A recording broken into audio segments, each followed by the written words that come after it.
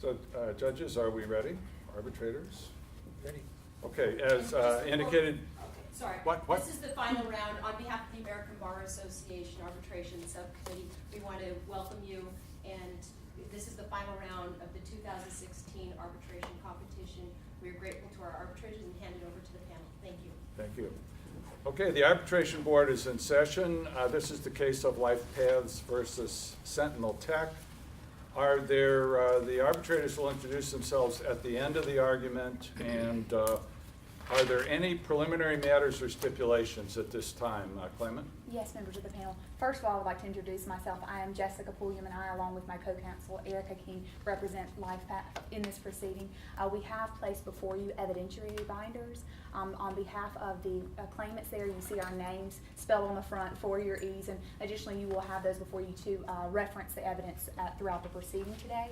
And additionally, the parties have come to an agreement before the proceeding today as to the stipulation to the admissibility of each piece of evidence. And so we would like to go ahead and offer that into evidence at this time. And are you telling me that the entire contents of this binder is the stipulated evidence? Yes, Mr. Chairman. Okay. And you agree that it's stipulated? That is correct. Okay. And any other stipulations? Just a few more. Additionally, we would ask that the witnesses be pre-sworn. Yes, they will be pre-sworn, yes. And lastly, we would like to request a break, if time permits, between case in chiefs and additionally right before closing arguments. Well, we've been told that it's the prerogative of the arbitrators whether or not there's a break, but the arbitrators have already caucused and are planning on a break, so that dovetails nicely. Thank you. Mr. Chair, my name is Ira Rushing. Here with me today is Matt Walton. We also have the president of Sentinel Tech, Sean Jackson, and the software engineer, Gabriel Payton. We represent Sentinel Tech, which is the respondent in this case. Now, additionally, we have also placed evidence binders in front of you for your enjoyment. And we would also ask that at the end of every break that we may or may not have, if we get one, we'd request a quick time check. Sure, I think that's fair enough. So the contents of your binder are all stipulated? That's correct, Mr. Chair. Okay. Great. Okay. Mr. Good. Chairman, may I make one quick comment? Yes. Would you please speak less fast? Absolutely. It's difficult for us when we have new voices, you're there, and if you don't look up and speak, and if you go so fast, you might miss something really important. I appreciate you alerting me to that, so I'll be sure to speak slow. Thank you. Yeah, I mean, it's always a good idea in any judicial proceeding because, you know, we're willing to tell you we can't hear. There are people who won't say that, and they'll just sit there in a peaceful reverie, not hearing what's going on. Well, thank you, panel. I truly do appreciate it. Okay, will the witnesses please raise your right hands? Do each of you swear or affirm that your testimony shall be the truth? I do. Okay. Are there any other preliminary matters? No, Mr. Chair, we're the respondent's ready to proceed.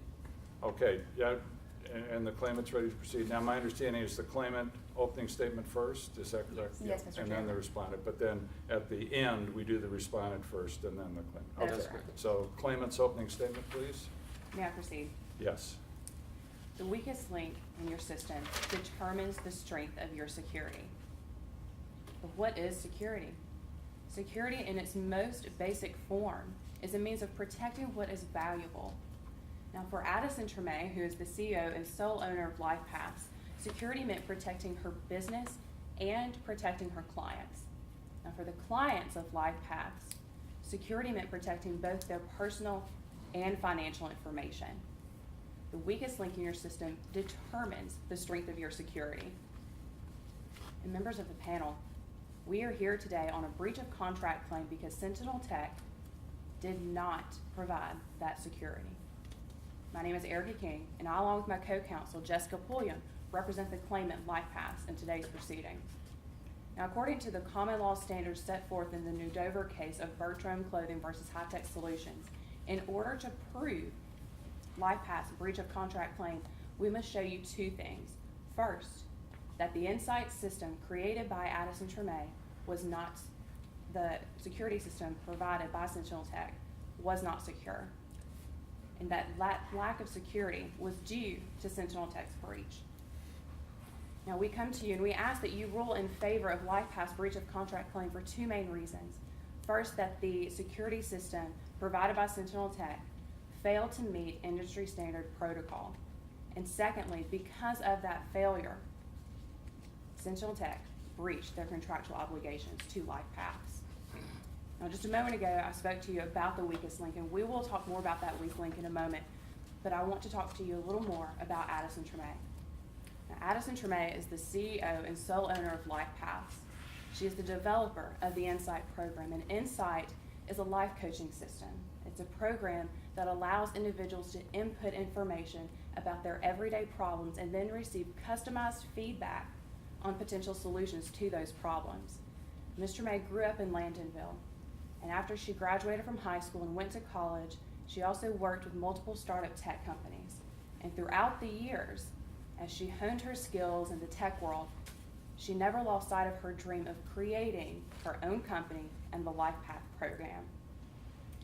Now, when she decided to start her company and to make the Insight program, she decided what better place to make that program a reality than back home in Landonville, New Dover. And when she returned to Landonville to build that program, she knew that she had to have a stellar team of individuals to make that program a reality. And it was at that point that she contacted Mr. Jamie Lee, the business manager at Lifehouse, and brought him in. She met with Jamie Lee, and when she heard of his passion for Lifehouse, about the Insight program, and understood his business sense, she was impressed with what she saw in Jamie Lee.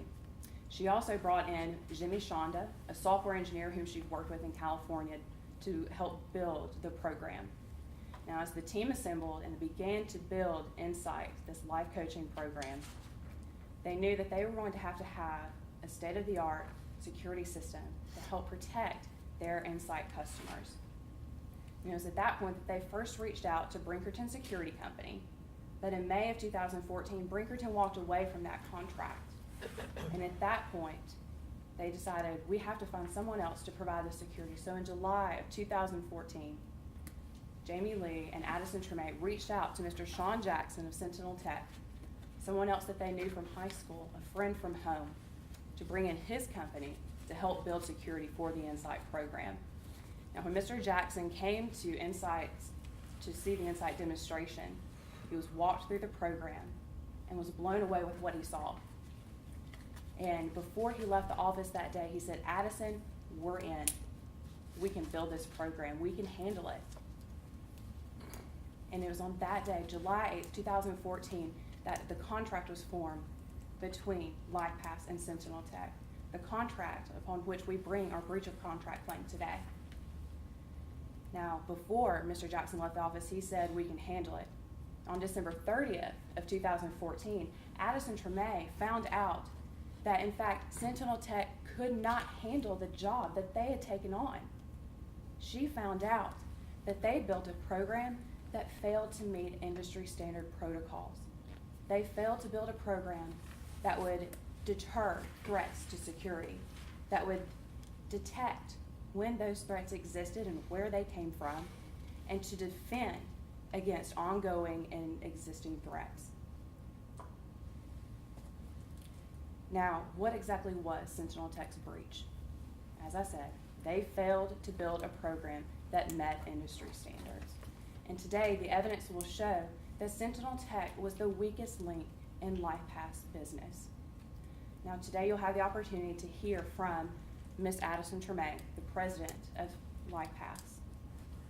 And you'll hear that she was a little skeptical about bringing in Mr. Jackson and the Sentinel Tech team, but after being reassured that they could handle the job, she decided to move forward.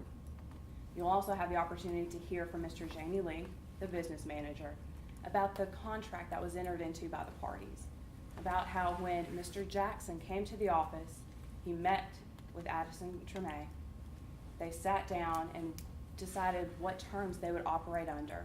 Those terms were formalized in a letter agreement, and provisions from the Brinkerton contract were attached to it. And when Mr. Lee handed that contract to Mr. Jackson, there were no objections voiced. Mr. Jackson will also come before you. And members of the panel, I want you to pay close attention to what you do not hear from Mr. Jackson. At no point did Mr. Jackson say no to Addison Tremaine. When the contract was handed to him and he had the chance to look at the terms, he didn't say no. And when a second contract was entered into in November of 2014 to continue work, he did not say no.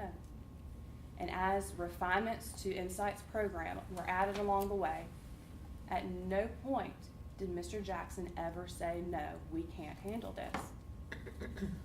You'll have the opportunity as well to hear from Ms. Gabrielle Payton, the software engineer of Sentinel Tech.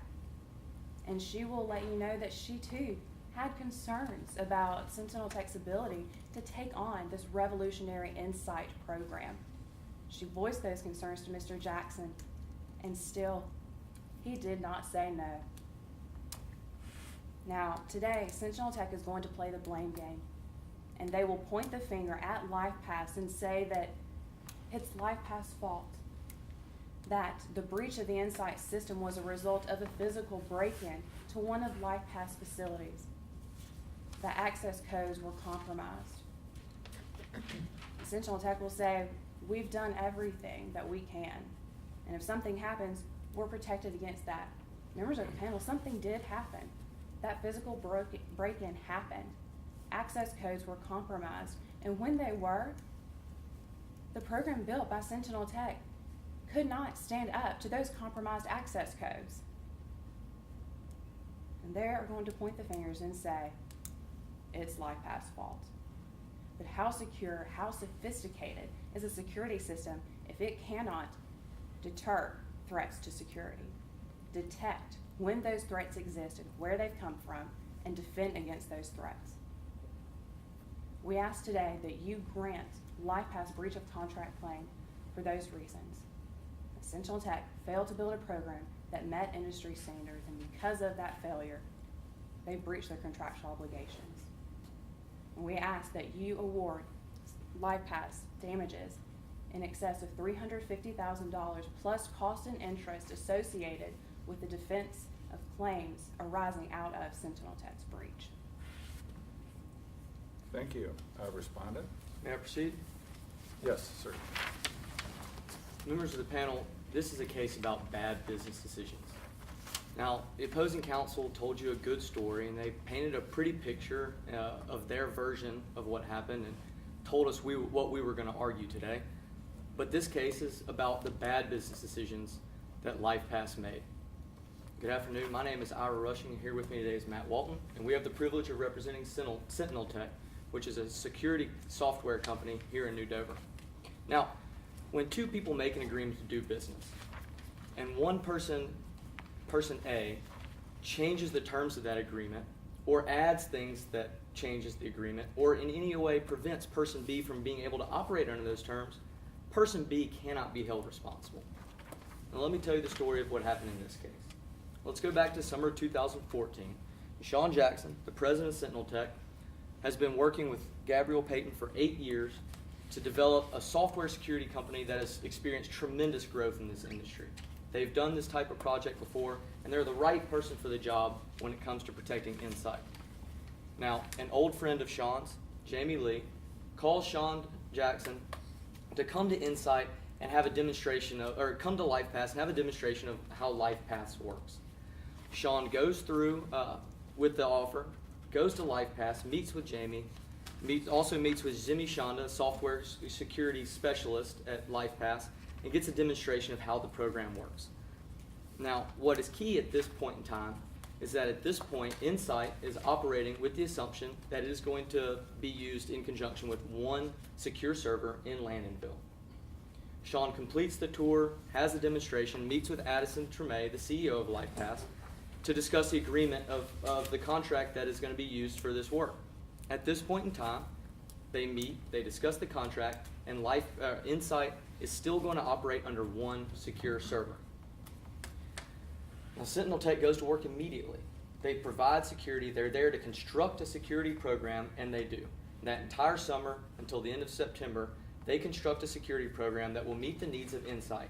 And at this point, Insight is still to be utilized through one secure server. Now, this is important because the terms of the contract that is memorialized, the oral contract that's memorialized in a letter agreement by Jamie Lee contains this warranty and indemnification clause, which you will see today. And this clause states that provider warrants that the security software will meet standard security protocols. Now, this is important because at the time the demonstration takes place and the time the contract is made, and throughout the entire period of time under the contract, that industry standard made by Sentinel Tech is made to protect Insight with one secure server in mind. That's one server in one location here in New Dover. It is after this meeting and after this work is turned in late September that LifePass begins making their bad business decisions that lead us here today.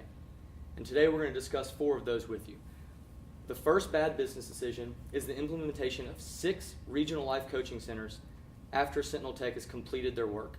That's 6 new weak links, as the opposing counsel has stated.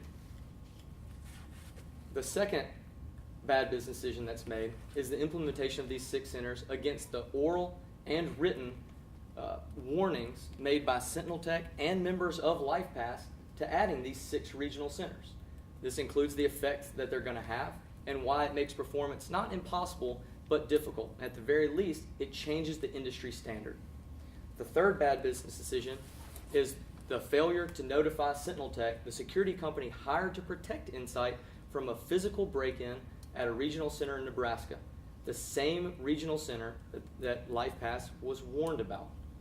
And it is during this break-in that access codes were stolen by criminals who had an entire month to access LifePass additional secure servers. Now, once they accessed these servers, they uploaded malware.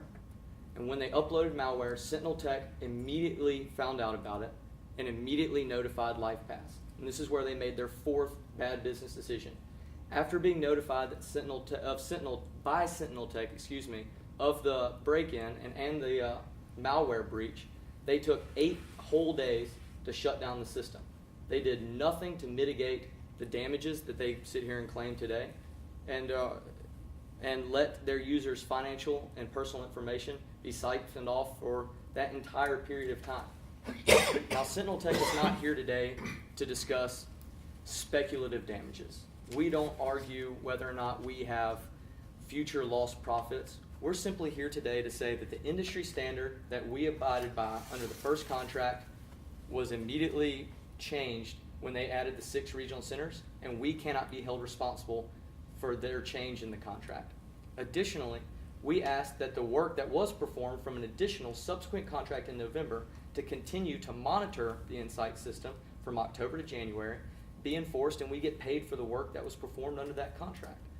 Therefore, members of the panel, today we ask that you dismiss all the claims against Sentinel Tech and you grant our counterclaim for $150,000 against LifePass. Thank you, and we're ready to proceed. Okay. Klamath, your first witness, please. Yes, members of the panel, the claimant now calls Addison Tremaine to the witness chair.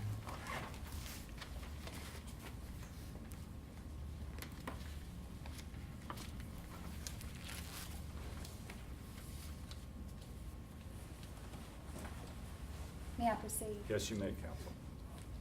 Would you introduce yourself to us, please? Yes, my name is Addison Tremaine. I'm the CEO and owner of Lifehouse LLC. And Ms. Tremaine, where are you from?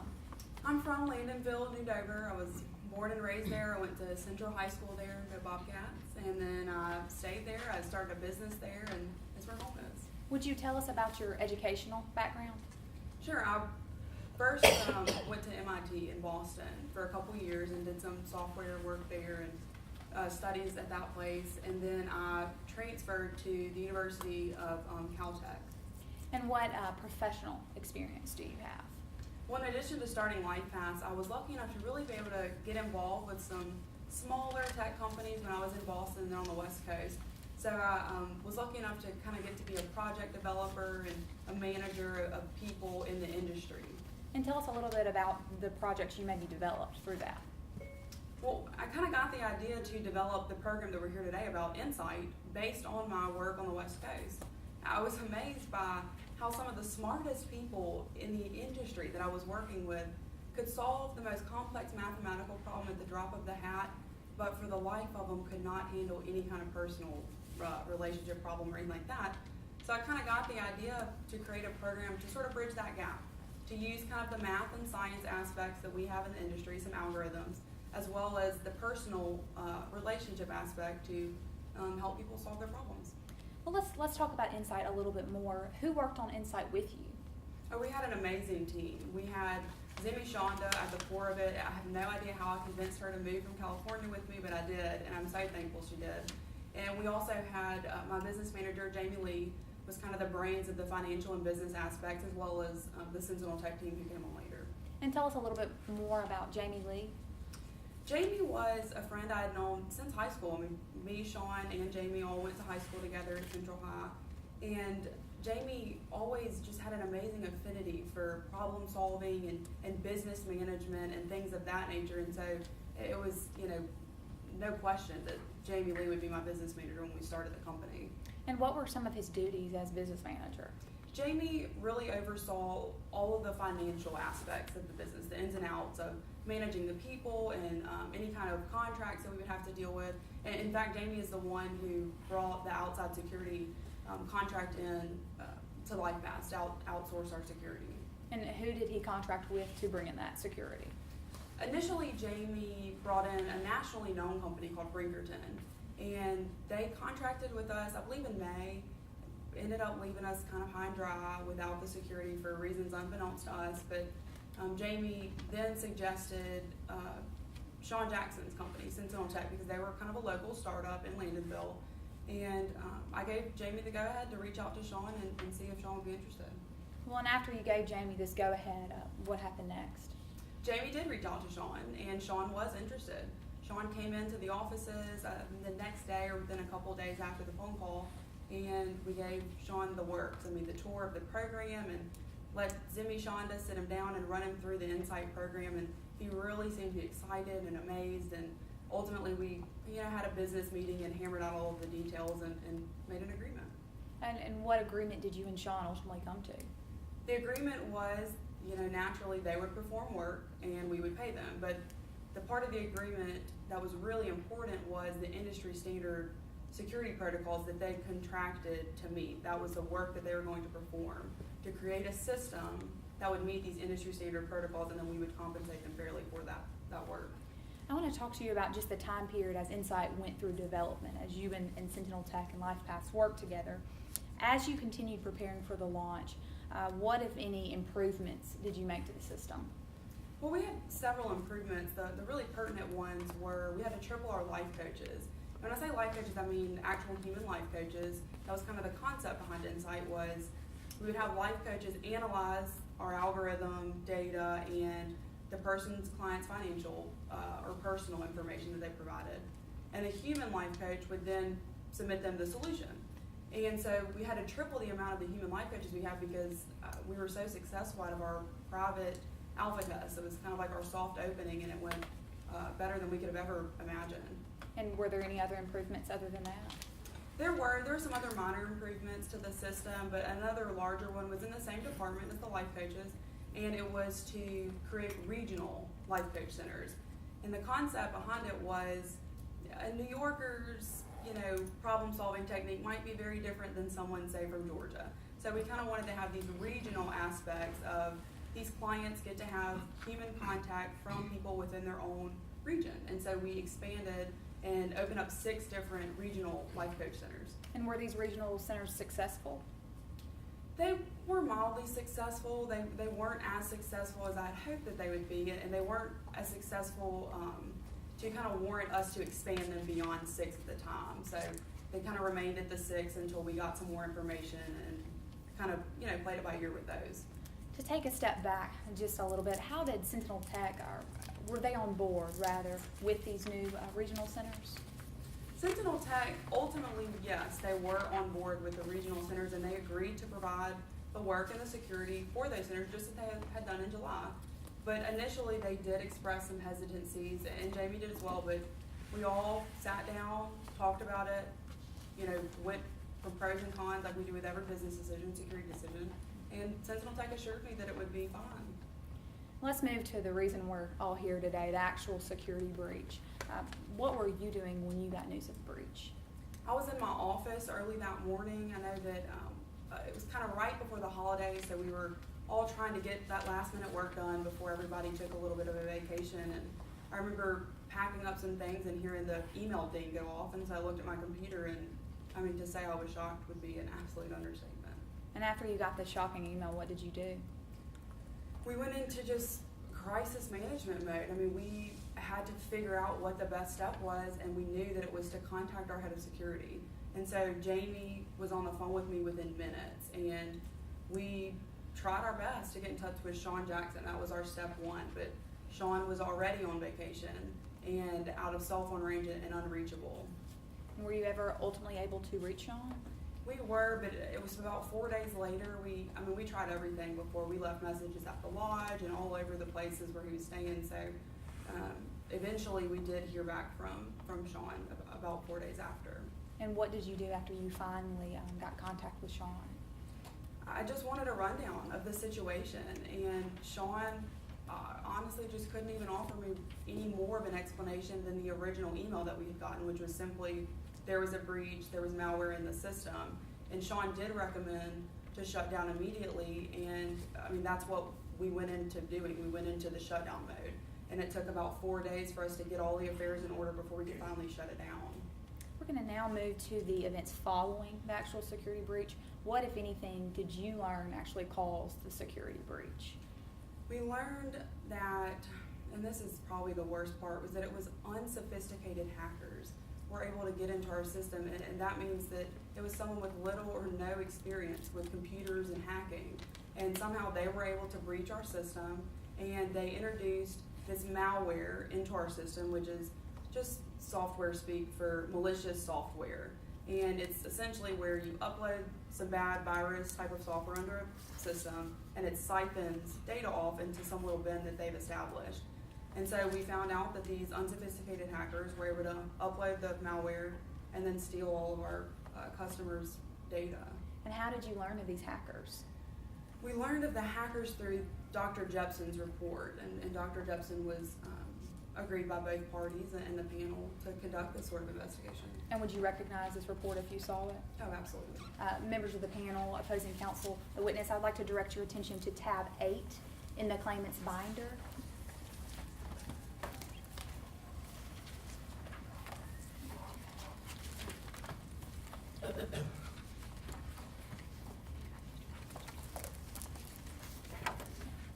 Are you there, Ms. Tremaine? I am. Do you recognize this document? I do. And what do you recognize it as? This is Dr. Richard Jepson's report of his investigation. And is this a fair and accurate representation of it? Yes, it is. Now, based on your understanding of this report, Ms. Tremaine, what was the actual security breach? Well, the actual security breach was some unsophisticated hackers being able to get into our unsecure system and servers and introduce that malware. And there was a physical break-in that took place at one of the Lincoln, Nebraska centers. And the same hackers got into the system, or the same hackers who broke into the Nebraska center, and they stole the access codes to our system. And that's how they were able to get into the system. And based on your understanding of this report, were the servers that Sentinel Tech was contracted to protect, were they secure? Oh, Objection, that's expert testimony. We have no problem with her reading the report, but her opinion of whether or not, her personal opinion is not an expert opinion. Sustained. Ms. Tremaine, I want to direct your attention to the last paragraph. If you would read along with me, I'm going to read the very first sentence. In my professional opinion, the security system protecting Insight failed to meet recognized industry standard security protocols. What did you understand that to mean? Just that Sentinel Tech essentially did the exact opposite of what we had hired them to do. They failed to meet the industry standard security protocols that they had contracted to provide. And Dr. Jepson, definitively leaves no doubt that those servers were not secure. Now, Ms. Tremaine, how has this breach affected your business? It's been devastating. I mean, we were so excited to launch this new kind of revolutionary product, and not only has there been significant economic damages, up to $350,000 in damages, but it's also been detrimental to our reputation. And the tech industry is very small, and so this program may never get to be launched because of the reputation we now have for our clients' data being stolen because our security system failed. Thank you, Mr. May. We now tender this witness for cross-examination. Okay, respond. May I proceed? Yes, yes, you may. Thank you. Hello, Ms. Tremaine. My name is Matt Walton, and I'm an attorney for Sentinel Tech, and I'm going to be asking you a few questions. Now, I'd first like to talk to you about the Insight program that you spoke of. Now, Insight gathered both financial and personal data through a seamless program, correct? Correct. That was the idea behind Insight. We wanted both of those things, the personal and financial data, to just go together in one system. And this one system with both the financial and the personal data going together was quite revolutionary. Yeah, I mean, that's exactly right. There was no other system like it. That's why we were so excited about it. And because there was no other system like it, it required a very complex security system. It certainly did, and that's why we took the initiative to hire a private security company, because we knew that we would need someone, with expertise in that area. And I would like to talk to you about you hiring a security company to do that. Now, you initially hired Brinkerton, a larger consulting group, correct? That's correct. And Brinkerton actually walked away from the contract in late May, though. That's correct, and we're not sure why, but, I mean, they did. And then after they walked away, it was another month and a week. It was from late May until about July 7th, until you hired Sentinel Tech or even got in touch with Sentinel Tech to continue constructing that system. I believe that's correct. I know there was a little bit of a time gap, but I also know that that time gap was at the exact time that we were doing our private alpha test. And so, because our private alpha test, we didn't have the financial information in the system at that point. It was just clients' personal information. So we were able to do the security needs for just the personal information in-house. We didn't have to outsource it.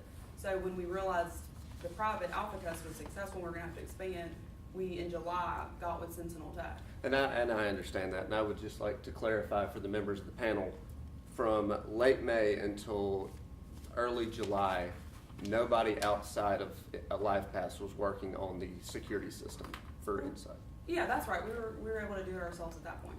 Well, let's move to the month of September, 2 months later. Now, after you contracted with Sentinel Tech, you made a lot of changes over a short amount of time. Can you be specific? I mean, we made refinements just in the developmental Well, phase. yes, developmental changes throughout the creation of the Insight program. Yeah, I mean, it was a system that was evolving, a program that was evolving.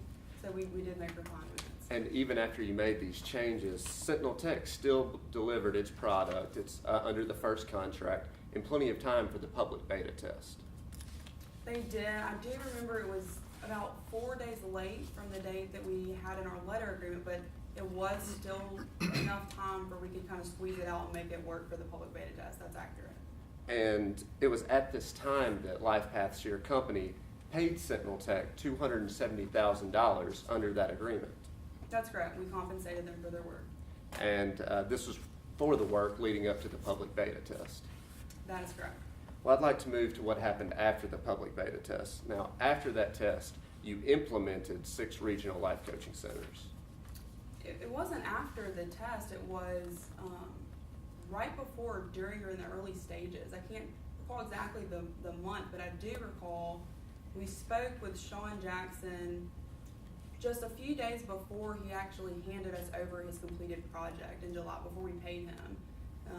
We spoke about those regional centers with Sean. But maybe you're misunderstanding my question. You did not implement or create those 6 centers until after that public beta test, though. No, those centers were run in the public beta test. But after Sentinel Tech turned in its final product under that first agreement. No, that's what I was explaining, was that we had the conversation with Sean before Sentinel Tech turned in the product, and the centers were implemented. Maybe you're misunderstanding. I'm not talking about your conversation with Sean. I'm talking about the actual addition of those regional life coach centers, the creation of those centers, not your conversation. Okay, they were implemented for the public beta test, but yes, they would have been implemented after we had the conversation about implementing them. Thank you. And during this conversation with Sean, he actually warned you again that these were 6 new weak links to your system, correct? I don't think those were the exact words that Sean used. I just know that Sean expressed a little bit of concern for it. And like I said, we talked it out. I absolutely heard what Sean had to say. And overall, we decided to go forward and that it would be a challenge that Sentinel Tech assured me they would be able to handle. But he warned you of these additional risks. Yeah, he expressed some concerns about them for sure. And your own business manager, Jamie Lee, also warned you against these risks. Right, as I said on direct, Jamie, Sean, and Ms. Payton all expressed their concerns initially. But So- once we sat down and really hashed it out and kind of explained the business model and the plan, they ultimately agreed that it would be manageable for them. But that, in total, that's 3 people working for your Insight program that warned you against adding these 6 centers. Yeah, initially. Well, I would like to move the panel's attention and opposing counsel and Ms. Tremaine to the warranty and indemnification clause that the parties agreed to. It will be under tab 3 of the respondent's evidence binder and the 3rd page of this tab. Please let me know when you've got it. Ms. Tremaine, have you got it? The warranty and indemnification clause? Correct. Yes, I'm here. Ms. Tremaine, I'm going to read part of this warranty and indemnification clause aloud, and I just would like you to read silently as I read aloud. Now, the second sentence, first it says that the security will meet reasonable industry standards.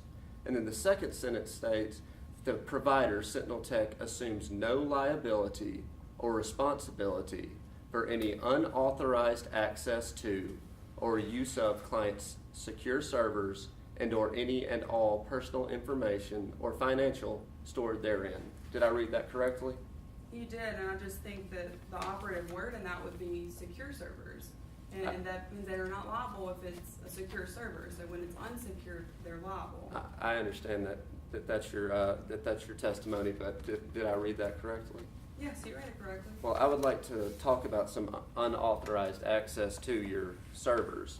Now, you spoke earlier about the Jepson report, correct? Correct. Members of the panel, opposing counsel, and Ms. Tremaine, could you please turn to tab 4 in the respondent's evidence binder, the Jepson report that was previously mentioned. Now, Ms. Tremaine, in the first indented paragraph, I believe the first and second sentences, it states that criminals broke into the Lincoln, Nebraska Regional Life Coach Center. Is that correct? That is correct. And this is one of the regional life coaching centers that both Gabrielle Payton and Sean Jackson warned you about.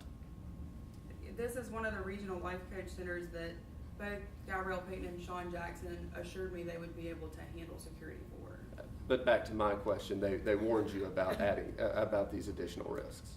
Yes, again, they expressed their concern initially and then assured me they could handle it. Well, you didn't hire Sentinel Tech to provide physical security, like a security guard at these regional centers, did you? No, we hired them to provide internet and online and system security, not physical. Well, this report states that this physical break-in occurred in early December.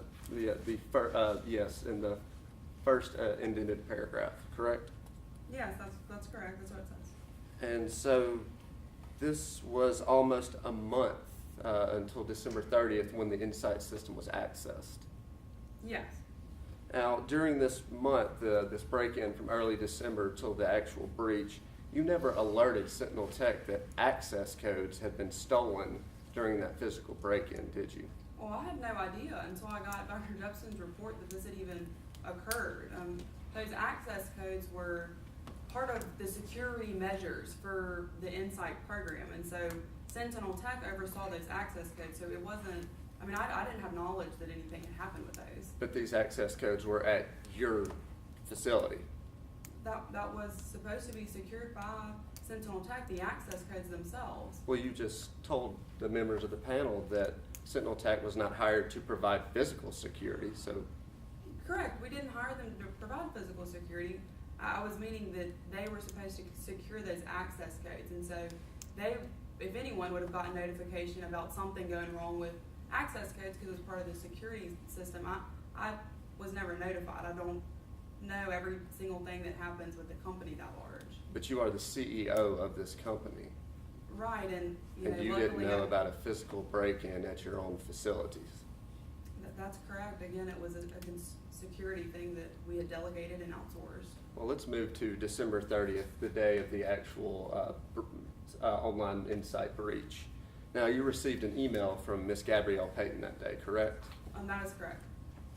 Members of the panel, opposing counsel, and Ms. Tremaine, if I could turn your attention to tab 6 of the respondent's evidence binder, email dated December 30th, 2014. Now, Ms. Tremaine, this is the email that Gabrielle Payton sent you that day, correct? That is correct. This is the email notifying us of the breach. And in that subject line, it says, high priority security alert and all bold. Is that correct? Right, in caps, and it was definitely a priority. And it told you that malware, as you stated on direct, malicious software, had been introduced into the Insight system. Yes, that is correct. And Gabrielle Payton recommended that the Insight system be shut down immediately. Ms. Payton did recommend that, but we had not seen Ms. Payton in the offices for approximately 3 months. To be quite frank, she had essentially gone AWOL from the business, and she had gone AWOL just after sending a rather erratic and unstable email criticizing business decisions and personally degrading, and I really wanted to hear it from someone who we had been working with for the past 3 months instead of Ms. Payton. Well, just back to my question, Gabrielle Payton, her subject line from Gabrielle Payton at Sentinel Tech, so the company you hired, sent you an email recommending to shut down. Right, that's correct. The employee we had not seen for 3 months did recommend that. And you stated that if this email had come from Sean Jackson, you would have shut down immediately. I think I did tell Jamie that on that day, yes. Well, let's talk about what you immediately did when you heard from Sean Jackson. Now, you knew that Sean Jackson at this time was in the mountains. I did recall that Sean was out of cell phone range, I think on the ski vacation or something of that nature. So it took 3 days to get in touch with Sean Jackson.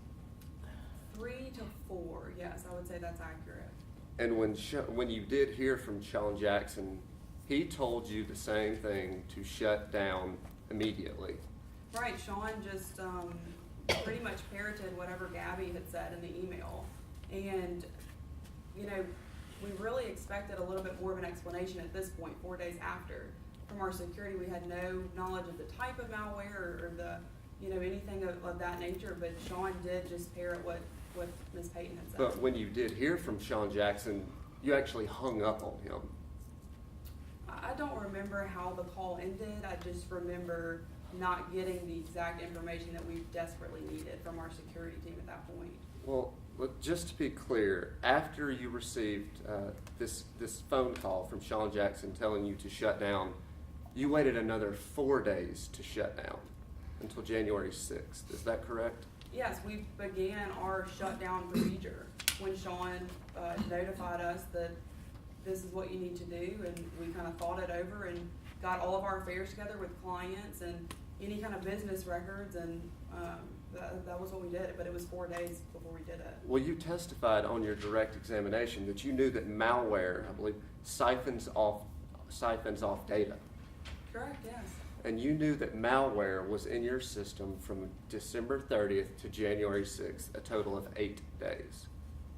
I did know that, and like I said, we did the best we could trying to gather all of our things together and get things in order before we could shut down the system on the 6th of January.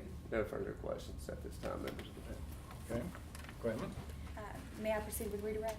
Pardon? May I proceed with redirect? Is there redirect? There is. Yes. Okay, thank you. Yes, you may. I don't want to frighten you all, but we're just making sure. Ms. Tremaine, with your extensive background in product development, will you tell the panel, is it typical for a product under development to have changes or refinements made? Oh, absolutely. I mean, that's the whole point of the developmental stage, is to build up and to fine tune and perfect it so that we can release it for that final product launch. And opposing counsel just spent a lot of time talking about the 6 regional centers. Now, had you informed Sean Jackson of the implementation of those 6 centers at the time that you entered into the November contract? Oh, I mean, we had done it before. Sean knew when we entered into that November contract, because we had told Sean a month and a half before, in September, before they even handed us their contract under that, their product under the July contract. So Sean certainly knew. And at what point did you notify Sean Jackson that you would no longer implement the 6 centers into the launch? I believe it was a month and a half into their work under the November contract. I believe it was mid-December. Now, could you just explain to us, what did you enter into the contract with Sean Jackson and Sentinel Tech for them to provide? The opposite of what they provided. We expected them and contracted with them to provide security for our system and for our clients' data, and they failed to do that.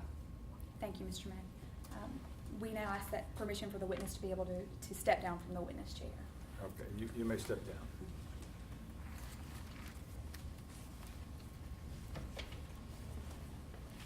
Next witness? Yes, Mr. Chair. At this time, claimant calls Jamie Lee to the stand. Okay.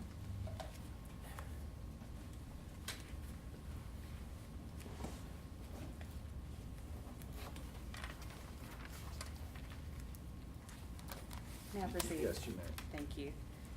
Good afternoon, Mr. Lee. Would you introduce yourself to us? My name is Jamie Lee, and I live here in Landonville, New Dover. And Mr. Lee, where do you currently work? I currently work at Lifehouse. Now, I want to talk to you a little more about your work at Lifehouse, but before we do that, could you tell us about your educational background? Well, I went to high school here at Central High here in Landonville. That's actually where I had the pleasure to meet Addison and Sean. We got to know each other all in high school. Following high school, I went to college here at New Dover University, also here in Landonville. I started out as a business major. However, I ended up graduating with a degree in software design. And now that we know a little bit more about your educational background, let's talk about your actual time at Lifehouse. When did you begin working with Lifehouse? In late 2013. What led to your decision to work with the company? Well, again, it goes back to me knowing Addison from high school. I had watched Addison's career throughout all the years. I always thought that Addison was one of the most daring and creative people in the tech industry.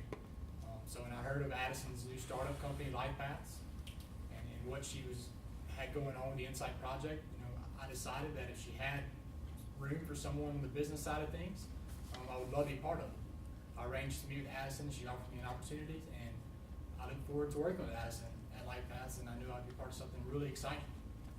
Now, while you were at Lifehouse, what did your work consist of? Well, I was the business manager, and as the business manager, I supervised all business aspects, all contractual aspects of the company.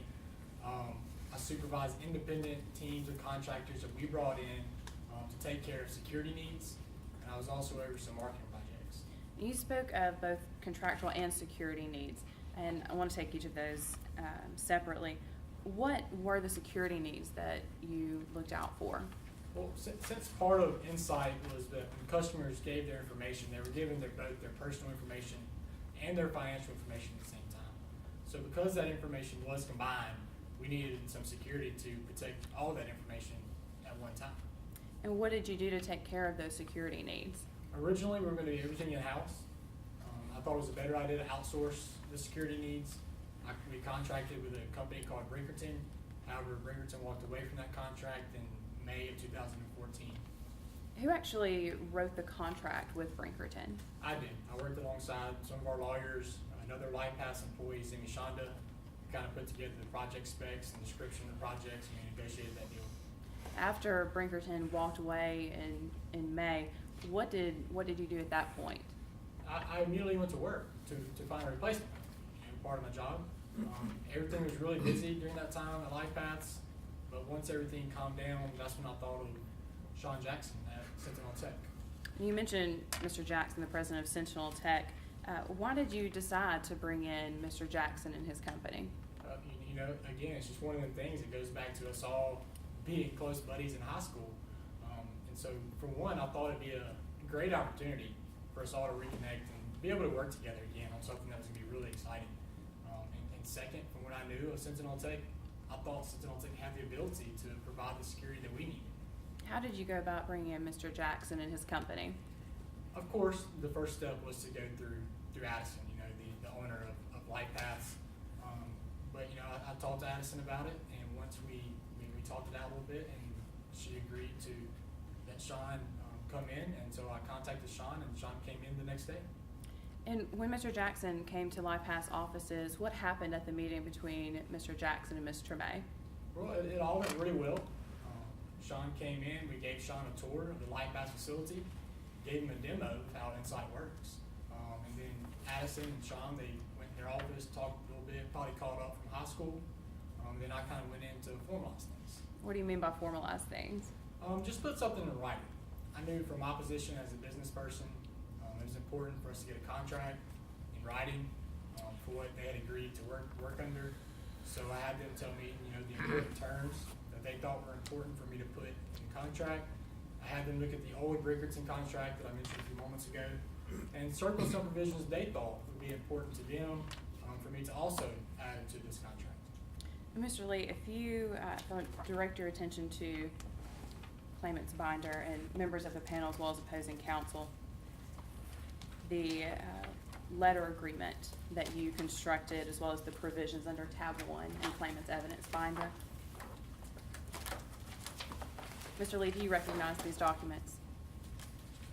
Yes, ma'am, I do. This is the contract that I was just referencing. And looking at paragraph 2 in that letter agreement, what were the payment terms of this project?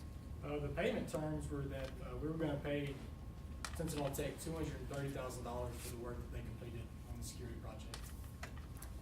And also looking at the document, what was the exact timing of the project? Well, it was gonna start on July 9th, 2014. That's when I drew up the contract. And according to paragraph 2, we put in that it was gonna end on September 22nd of 2014. And was the project turned in on time? It was not. It was a few days late. And Mr. Lee, if you would turn to attachment B, the second provision, second circle provision. Okay. What is this provision that is attached? This is the warranty and indemnification clause. This is just one of the provisions that they circled in their meeting together and I stapled to the contract. Well, what was the purpose of including this provision? The purpose was that, you know, just there was no confusion over what Sentinel Tech was gonna provide, and that was security that was gonna meet the industry standard. Now, Mr. Lee, looking at the bottom of this provision, at the language that is in bold there, what is this language there for? Just again, just to make sure there's no confusion on part of either parties. There was a separate contract that we entered into with Sentinel Tech in November, and we put this language in here just to be clear that these provisions not only appeared in the July contract, but also appeared in the November contract. Now, after the meeting between Mr. Tremaine and Mr. Jackson, what did you do at that point? I went back to my office. That's when I drew up the contract or the letter agreement that we were just looking at. I stapled the Brinkerton contract, made a copy of it. Sean Jackson, along with Gabrielle Payton, came by the Lifehouse facilities the next day, and that's whenever I gave Sean his copy of the contract. When you handed that contract to Mr. Jackson, what, if anything, did he say to you? Nothing. There was no objection. He accepted the contract as I gave it to him, and we went to work. And Mr. Lee, I want to talk about really why we're here today, and that's the events that occurred on December 30th.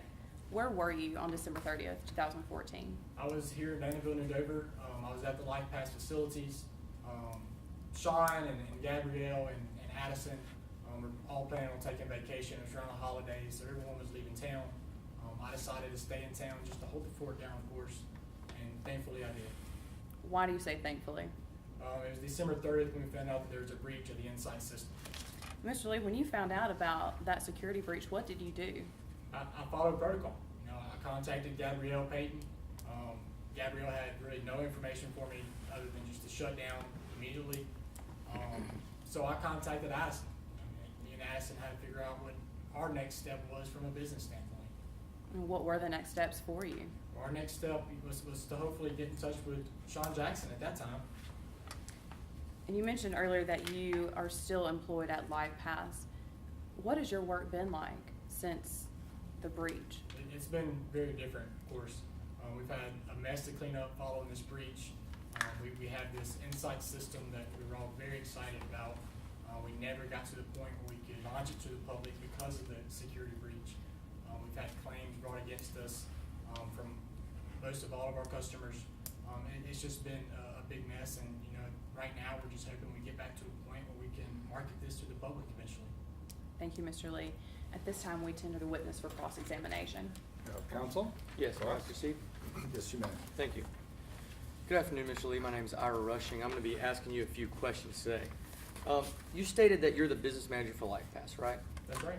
And you work directly under Addison? That's correct. And Addison is who you've been sitting next to all day? That's correct. As the business manager, you're responsible for managing all the operational aspects of the company. Yes, generally, yeah, that's right. And these operational aspects include looking over, helping to prepare contracts. Yes. So you're aware of the details of the contract between Lifehouse and Sentinel Tech, right? Yes, the contract we looked at a moment ago, the letter agreement, yes. And you were initially very willing to bring Sentinel Tech on to contract with Lifehouse, correct? Yeah, like I said at the very beginning, I thought it was a great idea. In fact, you testified it's one of them things. That's it. You're aware that the warranty and indemnification clause is included in the letter agreement you sent to Sentinel Tech, right? Yes. And it's your understanding that this provision was agreed on by both Sean and Addison, correct? That was my understanding. So under this contract, Sentinel Tech was expected to design and construct a software security program. That made industry standards, that's right. And by the time Sean agreed to the contract, Zimni had already designed Insight, correct? I guess that's fair to say. I mean, there was changes and refinements along the way, but generally, yes. You brought Sean in to have a demonstration of this program, right? Yes. And in fact, Sean immediately contracted to provide work for this product, right? Same day. So it was designed at this point. Again, you could say yes, you could say no. I mean, generally, yes. There were refinements and changes along the way. I mean, but at that point, there was some product there. And at that point, there were not 6 regional life coaching centers. At that point, there were not physically 6 regional life coach centers. Now, whether or not Addison and Sean had a conversation with that, I'm unaware of. That's fine. Let's talk about the project itself. So Addison consistently made changes to the system, right? Consistently, I don't know how close in time we're talking about, but there were changes. Well, one big change that I specifically want to draw attention to is the addition of 6 regional life centers. Okay. You knew that adding the 6 regional centers was a security concern. No, I didn't mean that. You knew Sean was upset about the news of those centers. That's Sean. That's not me. I didn't think it was a security concern. Sean is hired to be your security person, right? That's right. And Sean notified you that these security centers were going to be an additional risk. He may have. So you knew that adding the 6 regional centers was a security concern, didn't you? Well, I thought that originally we were going to go outside of 6. At that, when we were going to go outside of 6, we were looking at more than 6. So at that point, I thought that we might have a concern there. But once we eliminated to 6, I thought we were fine. And Sean actually tried to convince you to abandon the project, didn't he? And, he may have, but it wasn't my call. I mean, that's something he was going to have to go through Addison. But nevertheless, the 6 regional centers were added, weren't they? They were added. And they were added after Sentinel Tech turned in their final product, weren't they? You'd have to ask one of them. I'm not sure of the exact timing of when the project was turned in and when the regional centers were added or discussed. I do know it was all around the same time, I'd say that. You remember taking a deposition in this case, right? I sure did. Do you remember in your deposition saying that you did in fact work on the implementation of these 6 regional centers? I'm not sure if I said that exactly. That's been a few months ago, but I can tell you that I worked on the 6 regional centers. And you're aware that the final product was turned in September 25th, correct? Exact dating, I'm not aware. You're aware that LifePass hired Sentinel Tech to provide security for the final product launch, right? Yes, it's occurred in January. And there was a contract drawn up for that work also? There was. And Sentinel Tech continued working for LifePass under this contract, correct? I guess they continue working. I didn't physically see them working, but I would assume they worked. I mean, they worked in July. I would assume they worked under November. You stated earlier you were made aware of a security breach in regarding Insight. Isn't that correct? Yes. And you were made aware of the security breach by an employee of your security company, correct? Gabriel Payton. So isn't it fair to say that when your security company notifies you of a security concern, they're doing their job? I guess if you consider them doing their job, I'll let me know they didn't do their job. Then yes, they were doing their job. Okay. And doing their job as a security company is essentially what Sentinel Tech was hired to do, correct? Can you repeat that question, please? Doing their job as a security company is what Sentinel Tech was hired by you to do, correct? I think you're misunderstanding what their job originally was. Mr. Lee, you never notified Sentinel Tech of the break-in at the Nebraska Life Coaching Center, did you? I have no knowledge of a break-in at one of our facilities.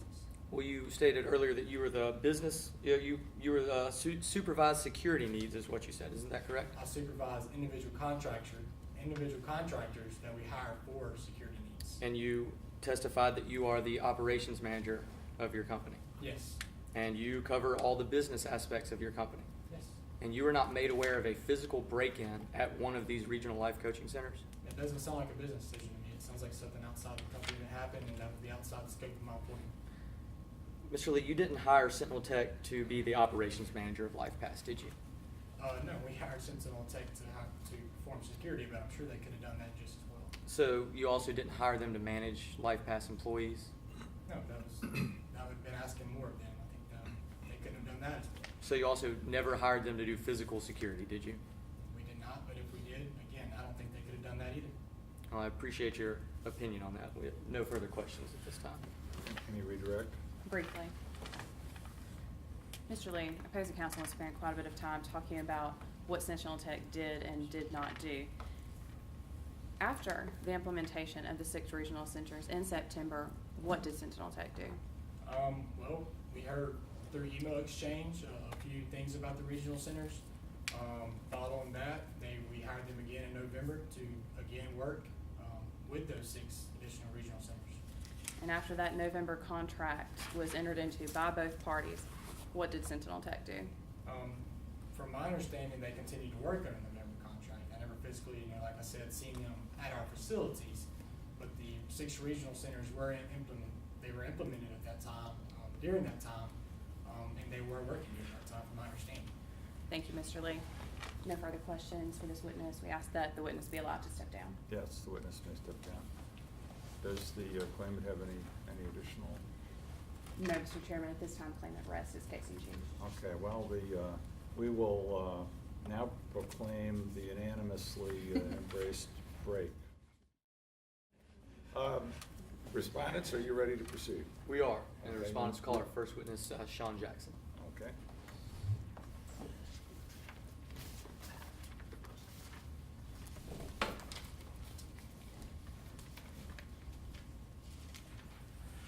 You recall you're under oath, Mr. Jackson. Yes, Mr. Chairman. You may May I proceed. Thank you. Good afternoon. I know we've met before, but can you introduce yourself for the panel? My name is Sean Jackson, And Mr. Jackson, where are you from? right here in Landonville, New Dover. I've lived here most of my life. Went to high school here, got my undergrad degree in software development from New Dover University, and my graduate degree in software design from New Dover University. And what do you do for a living? I'm one of the owners and the president of Sentinel Tech. What kind of business is Sentinel Tech? It's a software security firm. We build and design secure websites, and we also secure electronic data for clients. How long has Sentinel Tech been in business? We've been in business for the last 8 years. Let's go back to the summer of 2014. Do you ever remember being contacted by LifePath? Yes, I do. Jamie Lee, an old high school buddy, gave me a call and said he was back in town. And Addison was back in town, and they were working on a big project together, and they asked me to come down and take a look at it. And how'd you respond to that? Looking back, I probably should have just declined, but like I said, the high school friends. So I went on over to the Lifehouse facility and took a look around. What happened when you got to the facility? Jamie met me at the door. He introduced me to Zimi Chandra, who is one of their lead software design engineers that works at Lifehouse. They gave me a detailed demonstration of the entire Lifehouse system, and basically just broke it down for me and told me what they needed. Did you ever meet with Addison during this trip? Well, Addison came through during the demonstration, and after the demonstration was complete, we went back to her office and we negotiated our agreement. Well, do you remember what was discussed at that meeting? Well, she gave me a copy of the Brinkerton contract, and, you know, we looked over it, and she explained that she wanted to keep the payment terms of that contract the same, and we looked through a few other things and a few different clauses and stuff, and discussed everything, and then Jamie put it all into a letter agreement. Can you tell us a little bit about your expectation of Sentinel Tech's role in this program?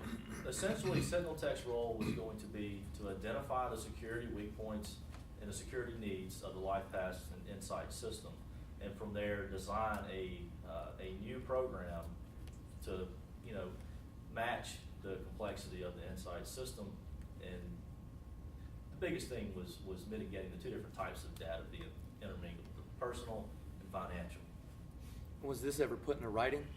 Yes, Jamie drafted a letter of agreement, I believe that day or early morning of the next day, and sent it over to me. Now, were there any mention of regional life centers in this meeting?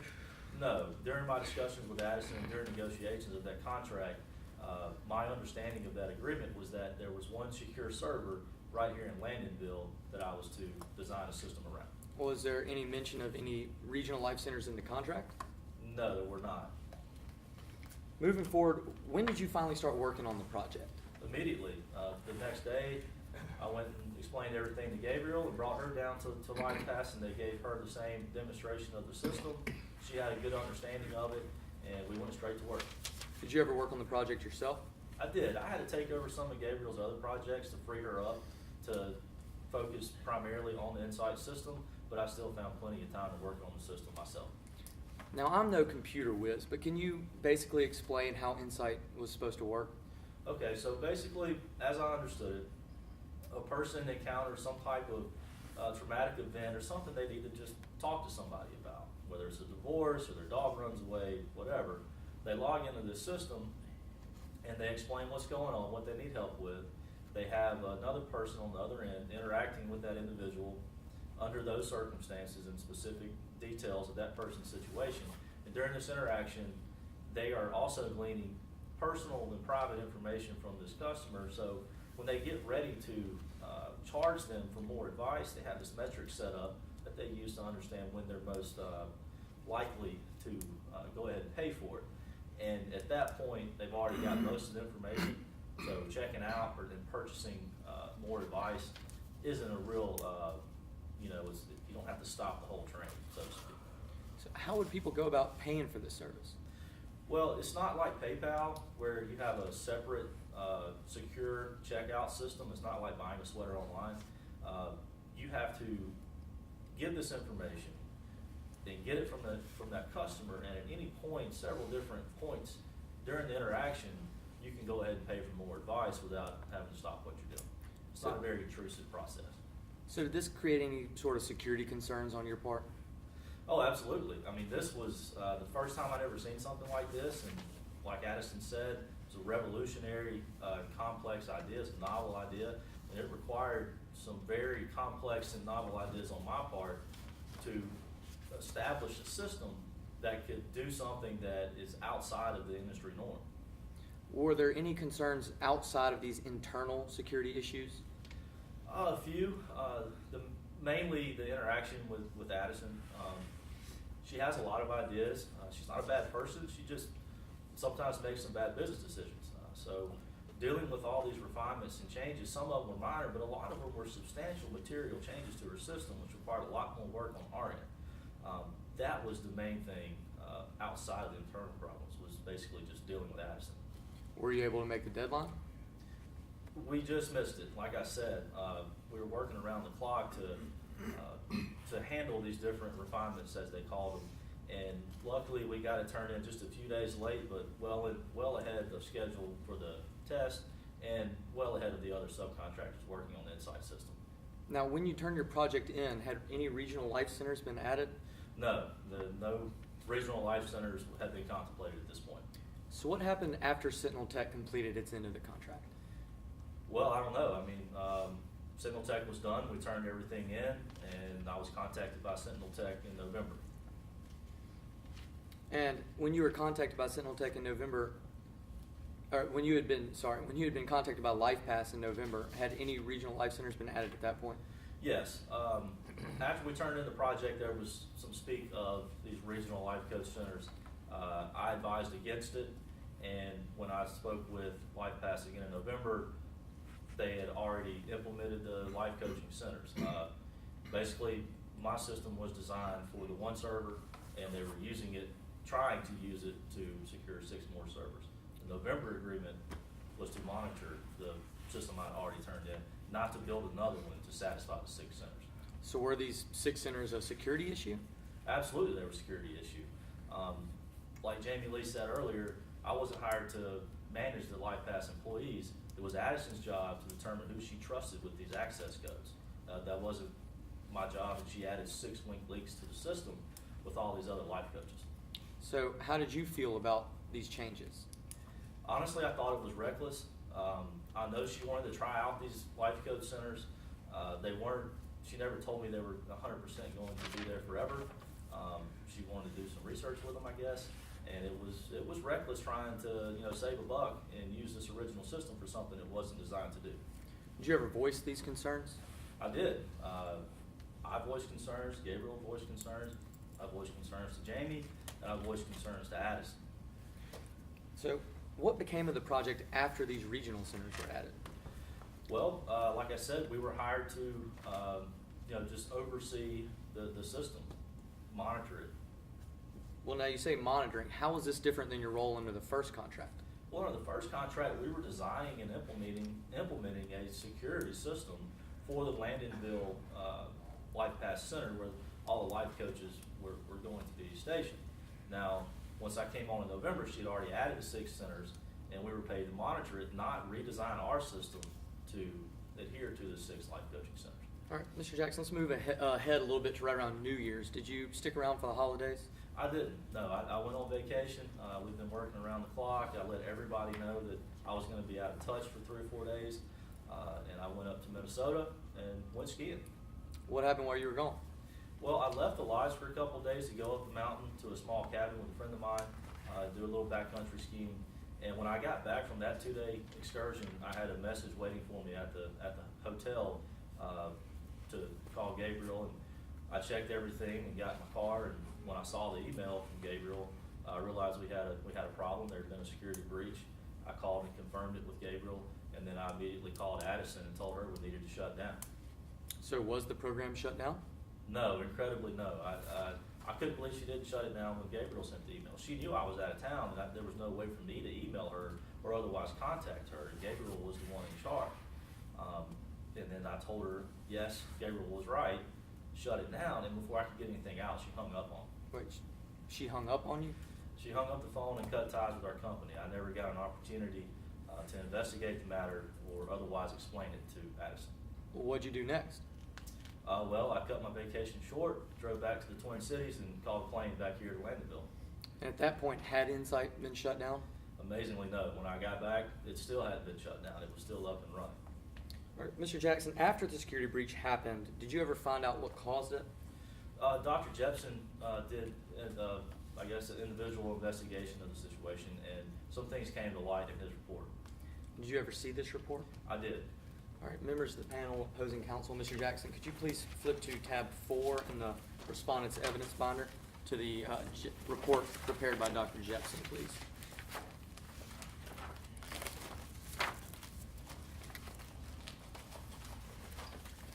Mr. Jackson, please let me know when you're there.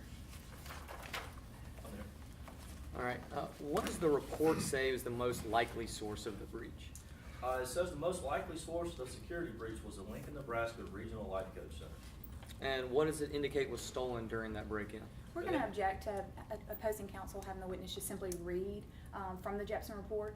Certainly, we're fine with him asking questions or what he understands, but simply reading, we're going to object to that. May I respond, Mr. Chair? No, because it's his time, and there's nothing objectionable with reading the report. It's not a matter of evidence law. It may be an ill-advised use of time, but it's overruled. Yes, Mr. Arbitrator. Thank you. Mr. Jackson, what does the report indicate was stolen during this break-in? Access codes were stolen. Does the report indicate what those access codes were used for? They were used to hack the Insight server. Now, you mentioned earlier in your testimony you had concerns over life coaches using a single secure server. What does this report say about those servers?